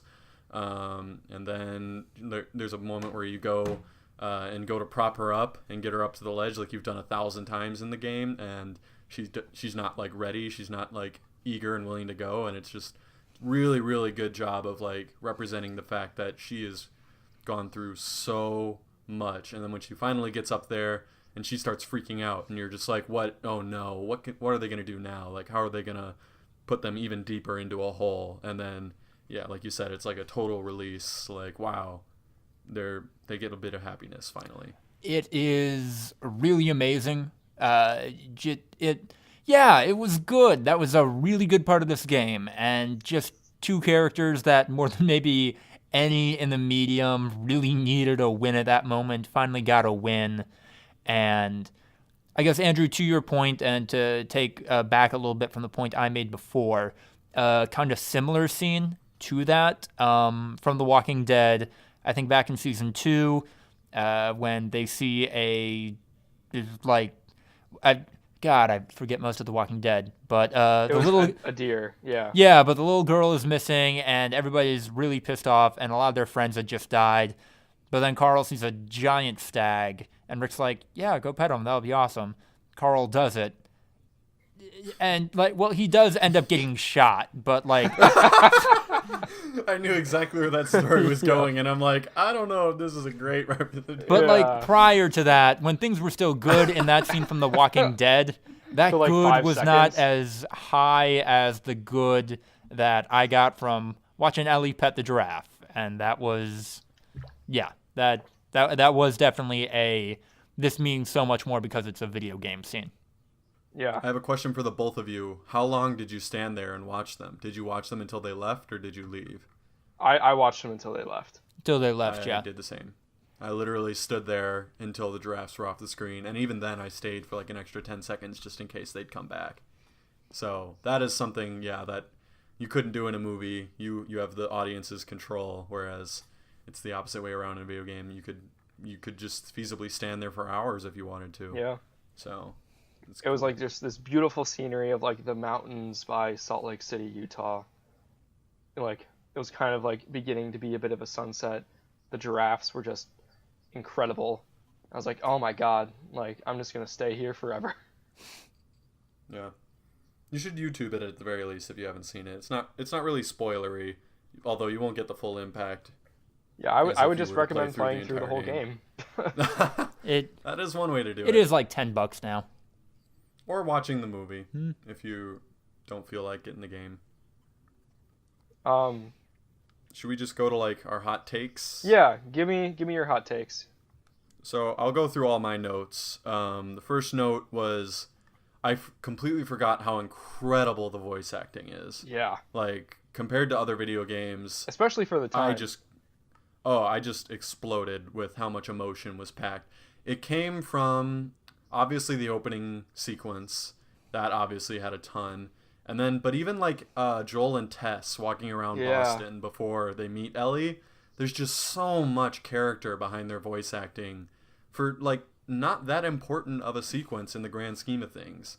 But they just put so much effort, so much talent into it.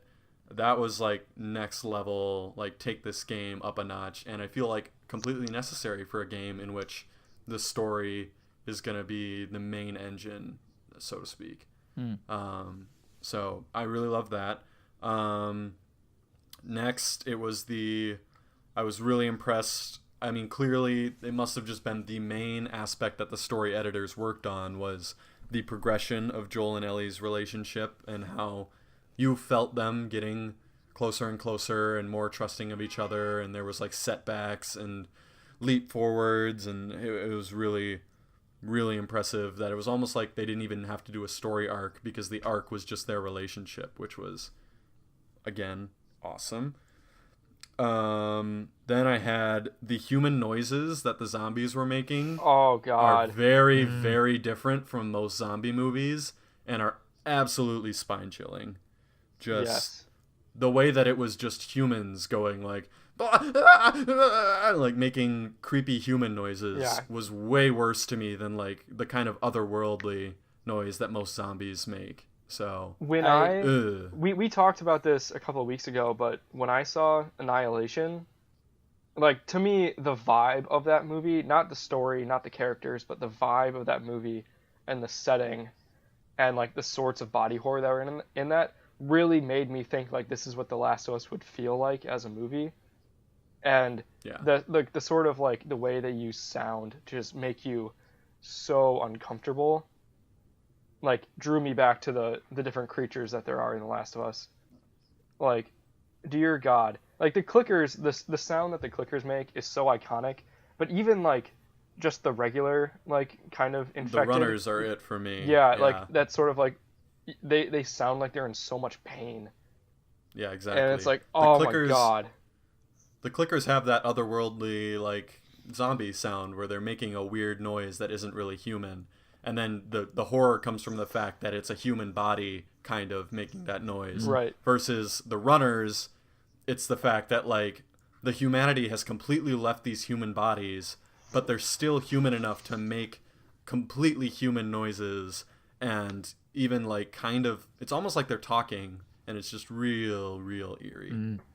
So that was one of my core takeaways from especially the beginning of the game, when it's mostly runners that you're facing, and you hear them from a mile away, and they're just kind of like freaking out, making it sounds like someone who's kind of had a psychotic break more than a person who's become a zombie.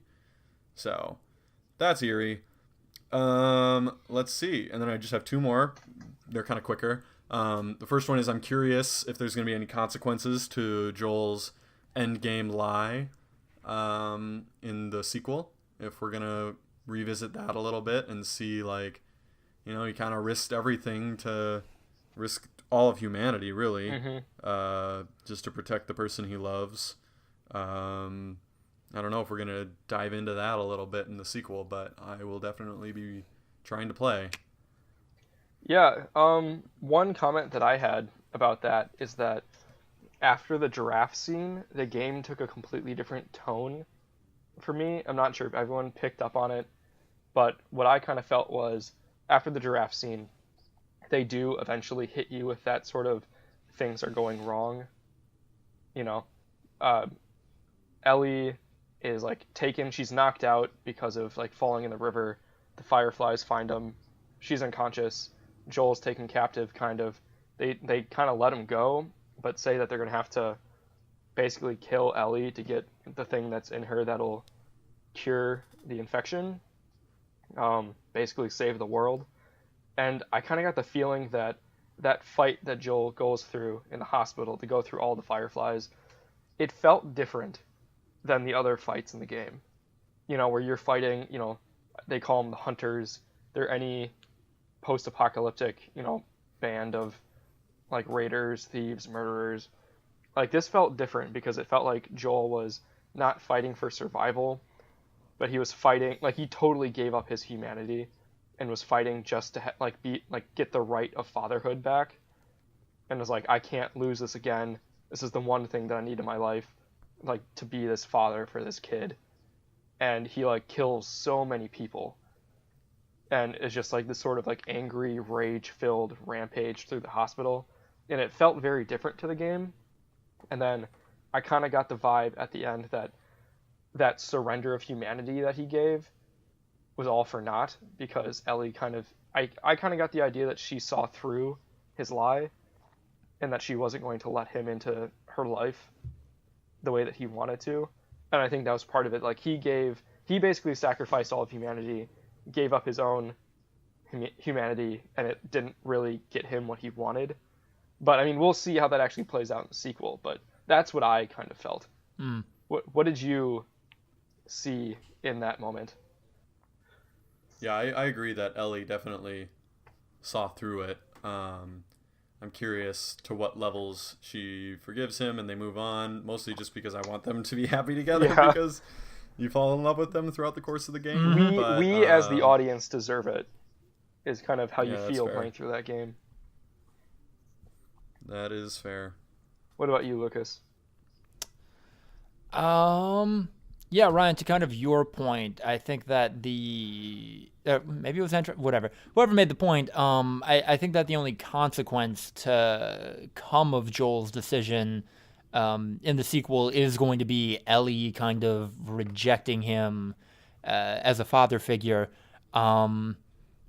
Maybe the secret somehow gets out to the community that they're in, and they turn against them, they exile them, or something like that. I don't know. But, fuck, yeah, that was...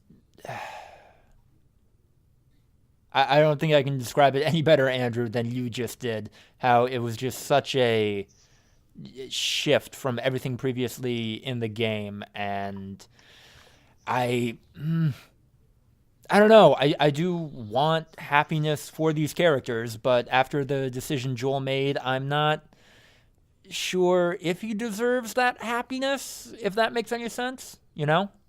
Yeah, I get you. I have a question for the two of you. Did you kill the innocent doctors? No. I did not either. Okay, I did. Oh. And I didn't even realize that was like optional until no. I went back, and there were people that just killed the doctor that was holding the scalpel. Yeah, I just took out the doctor with the scalpel and then immediately, like, without even thinking about it, killed the other two as well. And then I'm like, I just assumed that they were going to attack me as well because that was, like, the mode that the game had put me in throughout the entire rampage that Joel had went on. And then went back later and they were like, yeah, you don't have to kill those two. And I was like, oh, interesting. I wonder what that says about me.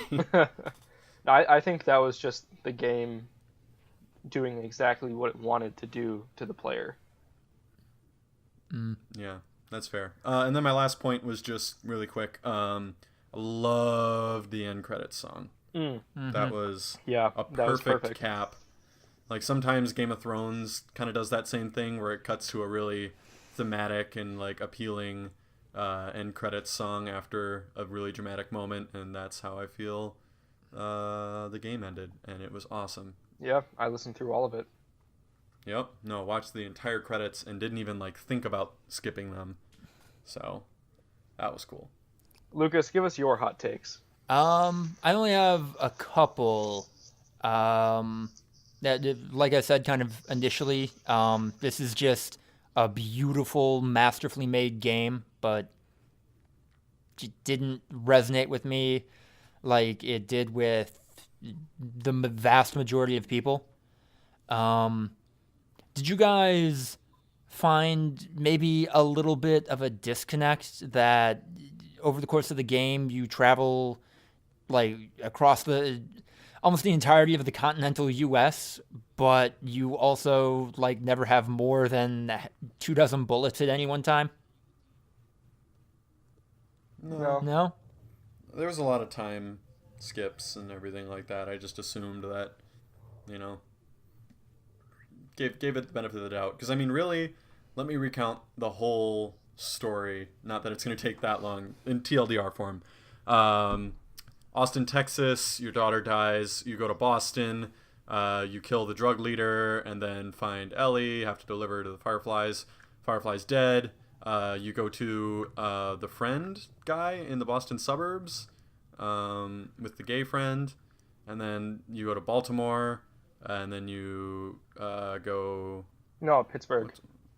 Oh, yeah, it's Pittsburgh. It's That's Pittsburgh. Right. Yeah, you go to Pittsburgh. And then post-Pittsburgh, you go to like a beach. The area with the other brothers, the two brothers. Two brothers. And then, right, the two brothers are before you go to Tommy, right? Yeah. And then you go to Tommy, and then you go to Winter. You go to Winter. No, you go to Boulder, or it's not Boulder actually. It's some random Colorado university. Yeah. Discount Boulder. Yeah, basically discount Boulder. And then Joel almost dies. You go Winter. And then after Winter, you go Salt Lake City. And then that's the end of the game until you go back to Tommy's. So, yeah, really it's like 6 or 7 locations. They're pretty far apart, though. Yeah. But, and like well, that... I mean, like at one point they have a car, and they've got a horse. Yeah. But like this game I'm takes assuming place in over the the time course skips. of more than a year. Yeah. I'm assuming in the time skips, it's mostly just like relatively uneventful traveling. Like they're not going through the stuff that you're playing through in the game during the 3 months between when they're traveling from the two brothers to Tommy's or something. Yeah. They're probably just walking down a highway. Yeah, walking, maybe encounter a couple of them, but it's not really a big deal. I guess So I found that a little bit of a disconnect, that they have the resources to travel this much, but also not super defend themselves well. But that was me. And then Ryan, I remember you saying this a while. It might have been the last podcast or the one before it, but you were hoping that Joel does have a larger presence in The Last of Us 2. I think I really like Ellie's character more than Joel's, and I think I'm super fine if she is the only character you play as in Last of Us 2, and if it is like 90% her story and 10 or 5% Joel's.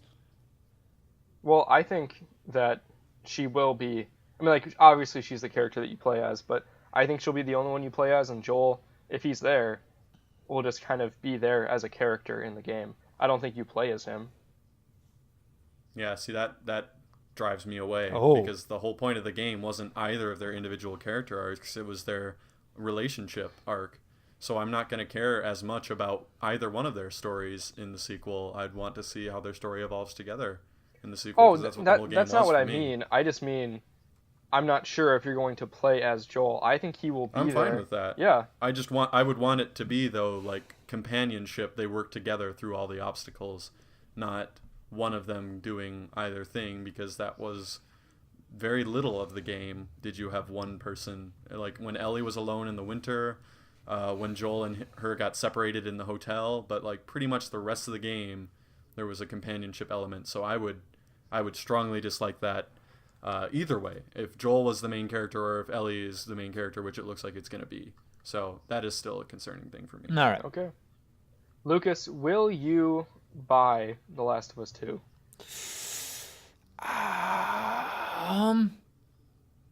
No. I'll answer for him. Maybe not at launch. Maybe you get that down to 40 and then I'll think about it. Okay. And get it spoiled for you again and Yeah. Oh, miss out fuck on the whole yeah. experience. Ryan, are you going to buy The Last of Us 2? It's not going to come out on PC, so no. Oh. But Yeah, yep, I don't know. Maybe I'll watch the movie. The only reason that I was able to play this one was because I had a PS3 and it came out on the PS3. So, oh well. All right. You guys ready for the next thing? Oh, am I ever? Oh, my hands are rubbing together. You don't even know. Okay. So I have a couple of questions prepared. I'm going to ask them to you guys whenever they come up naturally. If we get to all of them, great. If not, no worries. Which one of you wants to take the first question? I'm not gonna. Me. Ryan, Ryan. you ready? I'm just excited. Okay. Ryan, why do you hate Redline? Oh boy. I just have all my notes, and almost all of them are hatred, and that's mean, and I hate it. Yeah. And I felt really bad watching the movie because I was like, I really, really hate this, and I know that Lucas probably likes it, and I'm not gonna have anything positive to say really. So. Shit all over it. Go ahead. Yeah, let's just go. Wait, I know Ryan and I have kind of talked about this earlier. Do we want to kind of switch off with negative points, or do you want to take the reins of hatred on this one, Ryan? I was just gonna throw in some thoughts, and then you can jump in whenever you want, and then maybe lead the discussion eventually. But I guess I just want to start with, from your perspective, Lucas, how serious is this movie taking itself? Because I don't have a frame of reference that you definitely do have. It is not taking itself very seriously. I think Like scale of 0 to 10. maybe a 3. This is a movie that realizes it's dealing in a lot of cliches. Okay, so that's fair. That gives it a little bit more credit in my book then, because oh my god, every little thing that they do is completely ridiculous. Yep. Every single story plot point makes almost no sense to me. I thought that well, the problem with me is that I've always said that I don't really like anime, and the primary reason behind that was the art style. The animation style always, I guess not art style, the animation style. It always seems a little lazier to me. It's always a lot more like budget animation, where they're clearly just trying to like move the parts of the body that are gonna like move in the scene. Like only a mouth will move on an otherwise still frame of a character, versus something that I always have loved, like Pixar, where every single frame the character's moving and doing very human-like things. And I understand that's the limitation between drawn animation and computer animation, but I still hate it. And therefore, when I don't like the plot points because I think they're all ridiculous, and I don't like the characters because, oh my god, how could you? And then you go to animation style would be its only saving grace, and since I hate animation styles, there's just nothing for me in this whole movie. Okay. I just could not. Anyway, Andrew, you can. Andrew, why do you hate Redline? Okay, so I don't think I hate it quite as much as Ryan, but like, dear God, like I could tell that like if this movie was a parody of anime, it could have been good, but I really don't think it was. There were enough moments in there where I'm like, oh my God, this is basically just satire of anime, except they're not doing it to be funny. They're doing it because it's part of the movie. Like, probably the worst moment in the movie for me, like the most gratuitous, stupid bullshit. Oh, there it is. Yeah, yes. Was the part where Sonoshi, whose first name is Crab, by the way, Crab Sonoshi, whose nickname is Cherry Boy Hunter. Yeah. A lot of disconnects. Yeah. Is like watching in her apartment like coverage of like the different racers who no one should give a shit about. There's like, hey guys, here's like some exposition. Let's just talk about this character for a while, like this racer. And it was like every single character that they showed was really, really stupid. But the worst part of it was when they showed her profile, which was like 30 seconds, by the way. It didn't talk about her at all. There's like, she uses a spaceship that has like invisible exhaust. And then it was like just a shot of her ass. And she's like, oh my god, like, good, nice shot of my ass, guys. Like, clearly implying that, like, you know, she's a female racer. She's just like super over-sexualized and she's trying to be serious. No one's taking her seriously. But then the camera cuts out and it's showing her with just her giant, disproportionate stripper titties out. Just sitting there having a smoke, like, obviously sexualizing her so hard. And it was like the worst contrast that I've ever seen in anime, which I know my experience in anime isn't great, but dear God. Like, it's like, oh my god, like, they gotta stop sexualizing me. Cuts to her with just her giant tits out. I very rarely will I go to bat for giant anime titties, but I actually got a laugh out of that scene. I think that was played comedically. Like, wow, the character referencing, thing. Wow, the people producing this show are doing a shitty thing here, and then immediately cuts to to a scene where it is the people in the movie doing a shitty thing there. The thing is, though, is that, like I said before, like, there's a lot of moments in there that I think would be funny. And, like, don't get me wrong, I did laugh there, but I do not think that was quite the intention of the filmmakers. I think that was just kind of bad writing. I fully think that was intentional. Okay. Oh, I think it was intentional, but I think it was them looking for an excuse. I don't think that it was them being like, ooh, we can poke a clever joke in here. They were like, all right, we got to find some way to do some fan service. The rest of the scene, she's like uncrossing her legs and showing her panties. Like, it's so unapologetic. There's no way in my mind that wasn't fan service. That was them being like, we can do a clever joke and juxtaposition. It was them being like, all right, how do we show all the creepy dudes that are watching this what they want to see? And they found an excuse that maybe threw some people off their trail. I don't know. All right. I disagree, but I don't think I'm going to be able to convince you. Do you think, though, that, like, that is... I just don't think that's excusable. Like, maybe the topless parts, but, like, the panty flashes, like, come on. That is so ingrained in Japanese culture of creepiness. Like, the whole thing where Japanese cell phones have to make the click sound when they're taking a picture because of all the upskirt photos that everyone was taking. Like, it's such a thing in Japanese culture. Yeah. I just... like, that has to be them being creepy. It has to be. Like, I just don't. There's no other way for me. Fair enough. Maybe the topless scene, I can see it. But, and then again, I hated this thing, so I'm not going to give it the benefit of doubt at any turn. Okay, next question. And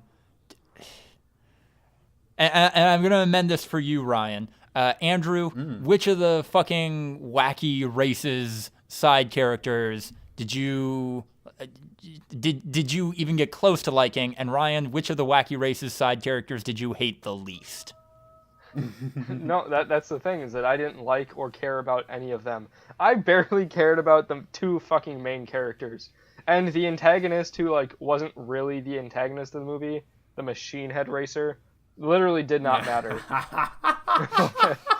Literally did not fucking matter. Pointless.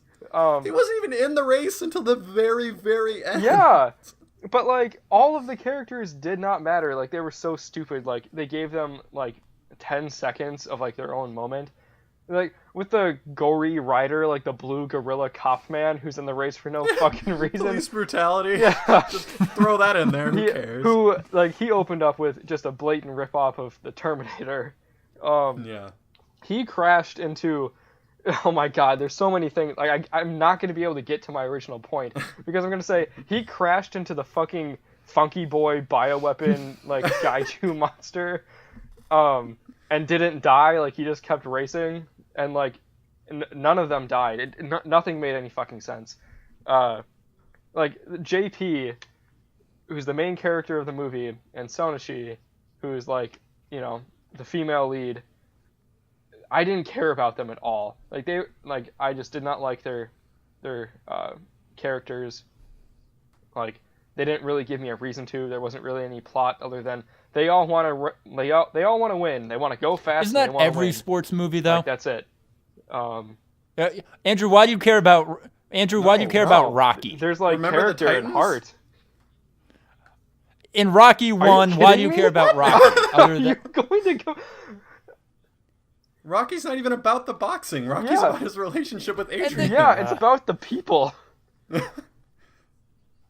Remember, the Titans isn't about the Titans winning football games. It's about two groups from very different backgrounds getting along and forming like a winning team out of nothing. We Are Marshall is not about like a college team that sucks. It's about like a community that's lost so much and has to rebuild.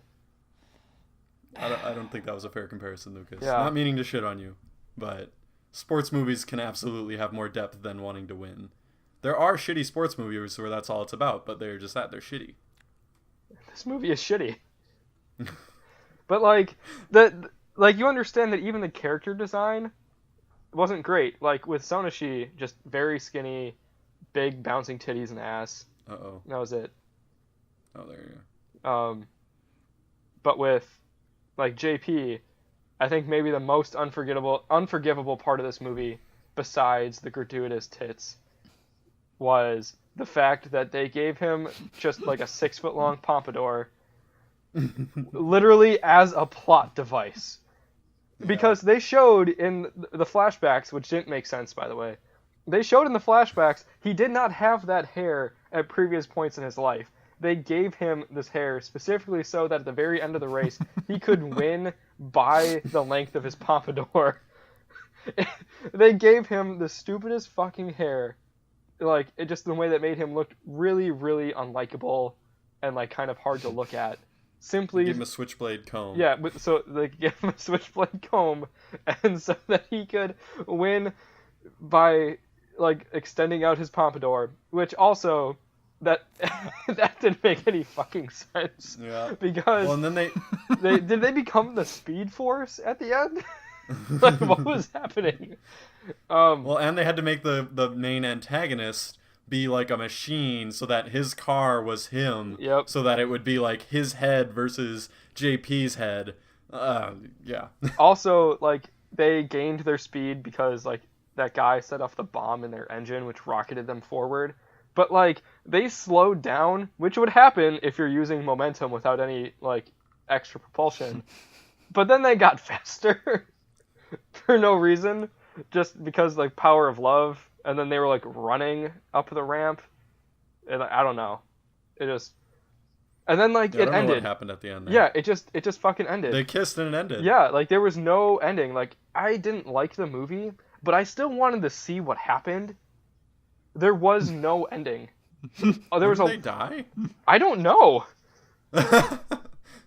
Like, the rules in the world are obviously really, really loose, flexible. Yeah. Like, you can do whatever you want. Like, he survived a nuclear explosion outside of his car for some reason. And that, by the way, that moment reminded me of the knight shielding the princess meme, where he's literally like covering her from the nuclear explosion. I'm like, okay, whatever's going on there.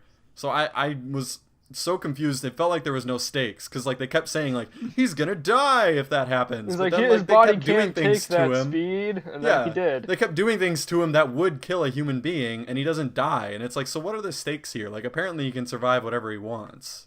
I'm confused. Also, like, there was just a lot of things that they like mentioned and then like put in there that did not matter. Like what was going on with the disgruntled workers that were like rebelling?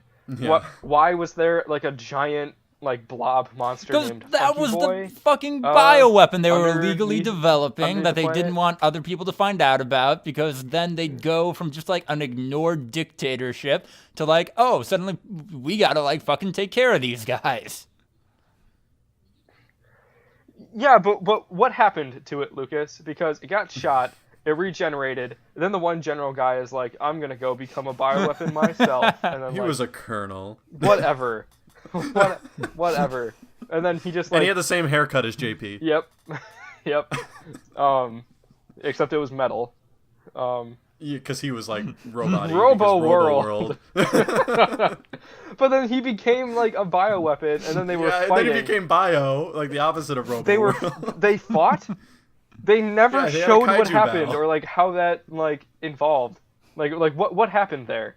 No one knows. The soldiers literally Okay. said "fuck it" and then stopped. Okay, you fucking And then that say was that, the end but of that plot line. that was some genuinely good shit from me. That like the entire movie is like these guys hunting them down. Well, the entire second half of the movie, the Robo people chasing them down. We got to fuck them up, and then eventually just like, dude, fuck this. No, this isn't worth it. I thought that was good. That's not good for me. I don't know. No. I guess, I don't know if I just have not watched enough anime, but I feel like there's a lot of tropes and like like inquisite knowledge that you need to have in order to appreciate some of this stuff that I must be missing. Because boy, I don't know, man. Did even some of the surface level stuff appeal to you guys? Like just the fact that JP is racing against these fucking spaceships in just a car, or that the giant... But yeah, that's stupid. I have this written down as like, top 5 stupid moments of the movie.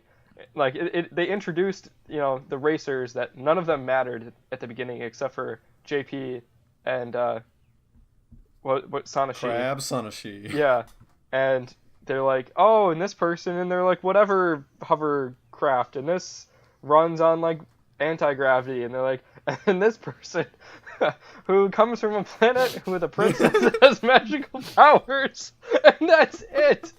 But like that, They cut to the next racer.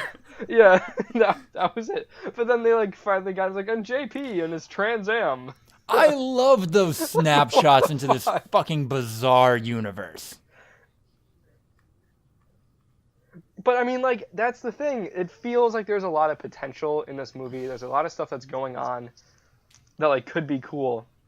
And, like, even at the end, like, I wanted more. I wanted them to do something with this world. I wanted it to have some sort of impact. But I feel like they dropped every single ball. Like, To me, okay, sorry. no, just that's it. Like, they put a lot of things in there that had the potential to be cool. And, like, it didn't really go anywhere.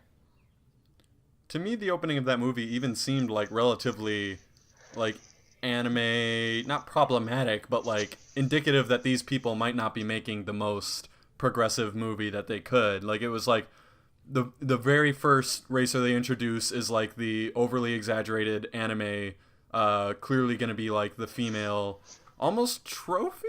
Like, they kind of develop a relationship, but, like, the fact that they can win together is what makes them, like, love each other. I don't know. Anyway, and then it, like, goes through all these aliens, and you're like, I wonder who the protagonist is going to be. And then it's just, like, a human cool dude in a Trans Am, and that's, and you're like, okay, well, there's the protagonist. Yep, like, there no, he I is. know.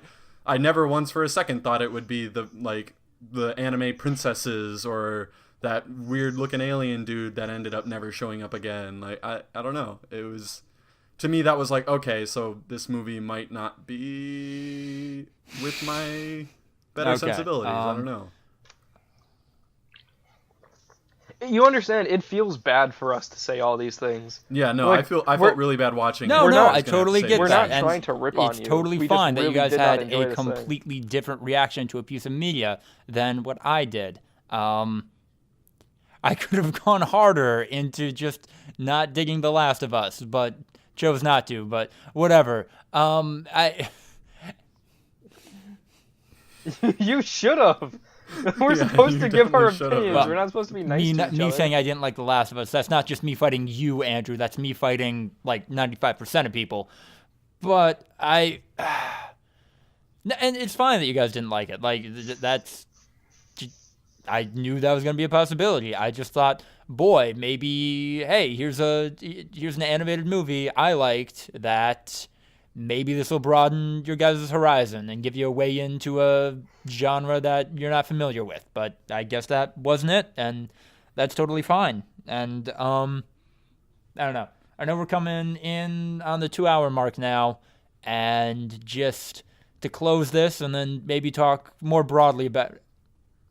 Well, first. Okay, go ahead. First, I want to ask you a question, Lucas. You know, to give us some perspective and make this conversation not so one-sided, tell us, and I promise, like, we're not going to interrupt. Tell us the things that you liked about the movie. Offer the audience like the opposite, perspective. The animation is dissimilar from a lot of other stuff in anime. This came out around 2006, which was kind of a weird experimental phase for a lot of animated movies. It came out in 2011. Sorry, it entered production in 2011 is what I 2006. saw. It had trouble behind the scenes and then was released in 2011. Okay.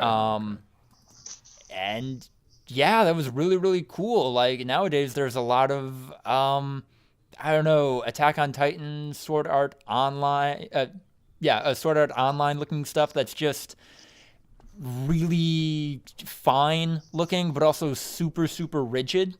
Whereas the animation, the character models in this film just stretched and bent and were fucking crazy. That must have been a giant pain in the ass to animate, but when they did, it was really, really good. I dug that. I dug the... I know it's kind of a cliche, but yeah, I really dug the down on his luck mob sportsman who just the only way he can get by is by throwing matches, finally having an opportunity to make something of himself, and then going for it. I dug that overarching plot line. I really, really was into this fucking bizarre universe, and I appreciated how all of the side characters were expanded upon even just a little bit. The fucking gory rider guy, he apparently has some kind of relationship to the female police chief that like people can't know about because that's a whole thing. And he also hates those two punk riders. And then you have the totally inept military dictator guy who fucking hates the magic people because they just shit and make fun of him relentlessly. I dug all of that shit. And I really fucking like that he's just in a car for the entire for whenever he races in the movie. I appreciated that this wasn't afraid to lean into the ridiculous, and I guess what didn't pan out for you guys is what really hit home for me in that regard. I cannot think of a single other movie that was close to this one, and I dig that. End monologue. That's fair. Yeah, no, that's totally fair, and I really do think that there's probably a shared history of anime viewers that would allow them to appreciate the movie a little more. I understand that it's also a departure from anime styles that we're not necessarily overtly familiar with, so you probably appreciate the departure a lot more than us, because to us it's like, yeah, but you don't have that establishment that we could appreciate a departure from, because we don't have that. I thought it would have been more of I don't know. This doesn't look like anime. This doesn't look like what I think anime looks like, so maybe I'll give this more of a chance, but I guess not. Anyway, my last question. I don't care if it's half-hearted. I don't care if it's a statement immediately followed by a but and. Say one positive thing about this film. One thing. Oh, it made me laugh incredibly hard at one moment in particular, and I told Andrew about this. It was the dictator saying to his one guy who was like creepy, they're going to violate our airspace using technology that only exists in theory. The nerve! That made me fucking crack up so hard. I was laughing for like 10 seconds straight. So without a doubt, the movie didn't completely miss for me because that absolutely got me. So I get it. Like that was the moment where I'm like, okay, maybe this movie isn't meant to be taken as seriously as I might have been taking it. So I don't even need to have a qualifier on that. That unobjectively made me laugh really, really hard. Okay. Totally so fine. I am going to need a qualifier on this one. But you mentioned it before. The anime style was very, very different from stuff that I've seen before. And I thought it looked incredibly cool. There were a few moments that it made me feel very uncomfortable just because the way that things were like moving and stretching. One moment in particular when JP was in the hospital and then everyone rushed in, all the reporters to like talk to him and they were bumping into each other. It seemed like everyone was like jiggling and that made me like incredibly nauseous. I don't know why. But anyway, the design of everything except for JP's hair, I thought was really, really cool. I thought the vehicles looked cool. I thought the world looked cool. There was a lot of different designs of, what characters looked like, what the setting looked like. There was a lot of different cool things happening. The anime looked very, original, which I appreciated. I was just kind of disappointed because despite all the cool things that I was looking at, I feel like they didn't do anything with it. And that really disappointed me because I thought it could go somewhere and I felt like it didn't, but I will say that I thought the movie looked really cool. That's very fair. That's all I gotta say. I'll throw in that the part that made me really uncomfortable was the mafia boss when he would rub cocaine on his teeth and his mouth would like disconnect like an alien from Alien and like stretch outside of his mouth. Like I took that as like he had dentures or something. Freaked me the fuck out every time. Okay. Sure. No, I didn't, and that made me sick. I mean, it still would have been gross. It was would just have like been an better old man running cocaine onto his gums, but yeah. I mean, that would be better than he's like a quasi-human fair enough. His mouth can detach from his mouth. All right, and that is the first ever full circle of mandatory viewing. Next week we got... We're going to do this all over again. I don't know, maybe we'll talk a little bit like we can't recommend something in the same medium next time or I don't know, something like that. But I don't know, I think this went well. Watched and played a lot of stuff that I wouldn't have otherwise. So I think that was successful at least. All right. Totally. I mean, that is what we're going for. All right. Thanks for checking out this podcast. We got our Twitter account back finally. Check us out at V2_podcast. Like this, subscribe to this, and check us out next week. Might be a little late, but we're definitely going to have something for you. Bye. Oh, yeah. Bye. I'm Ryan. He's Brian. I'm Lucas. And... Yes, you are. I am Andrew. Good night, everybody.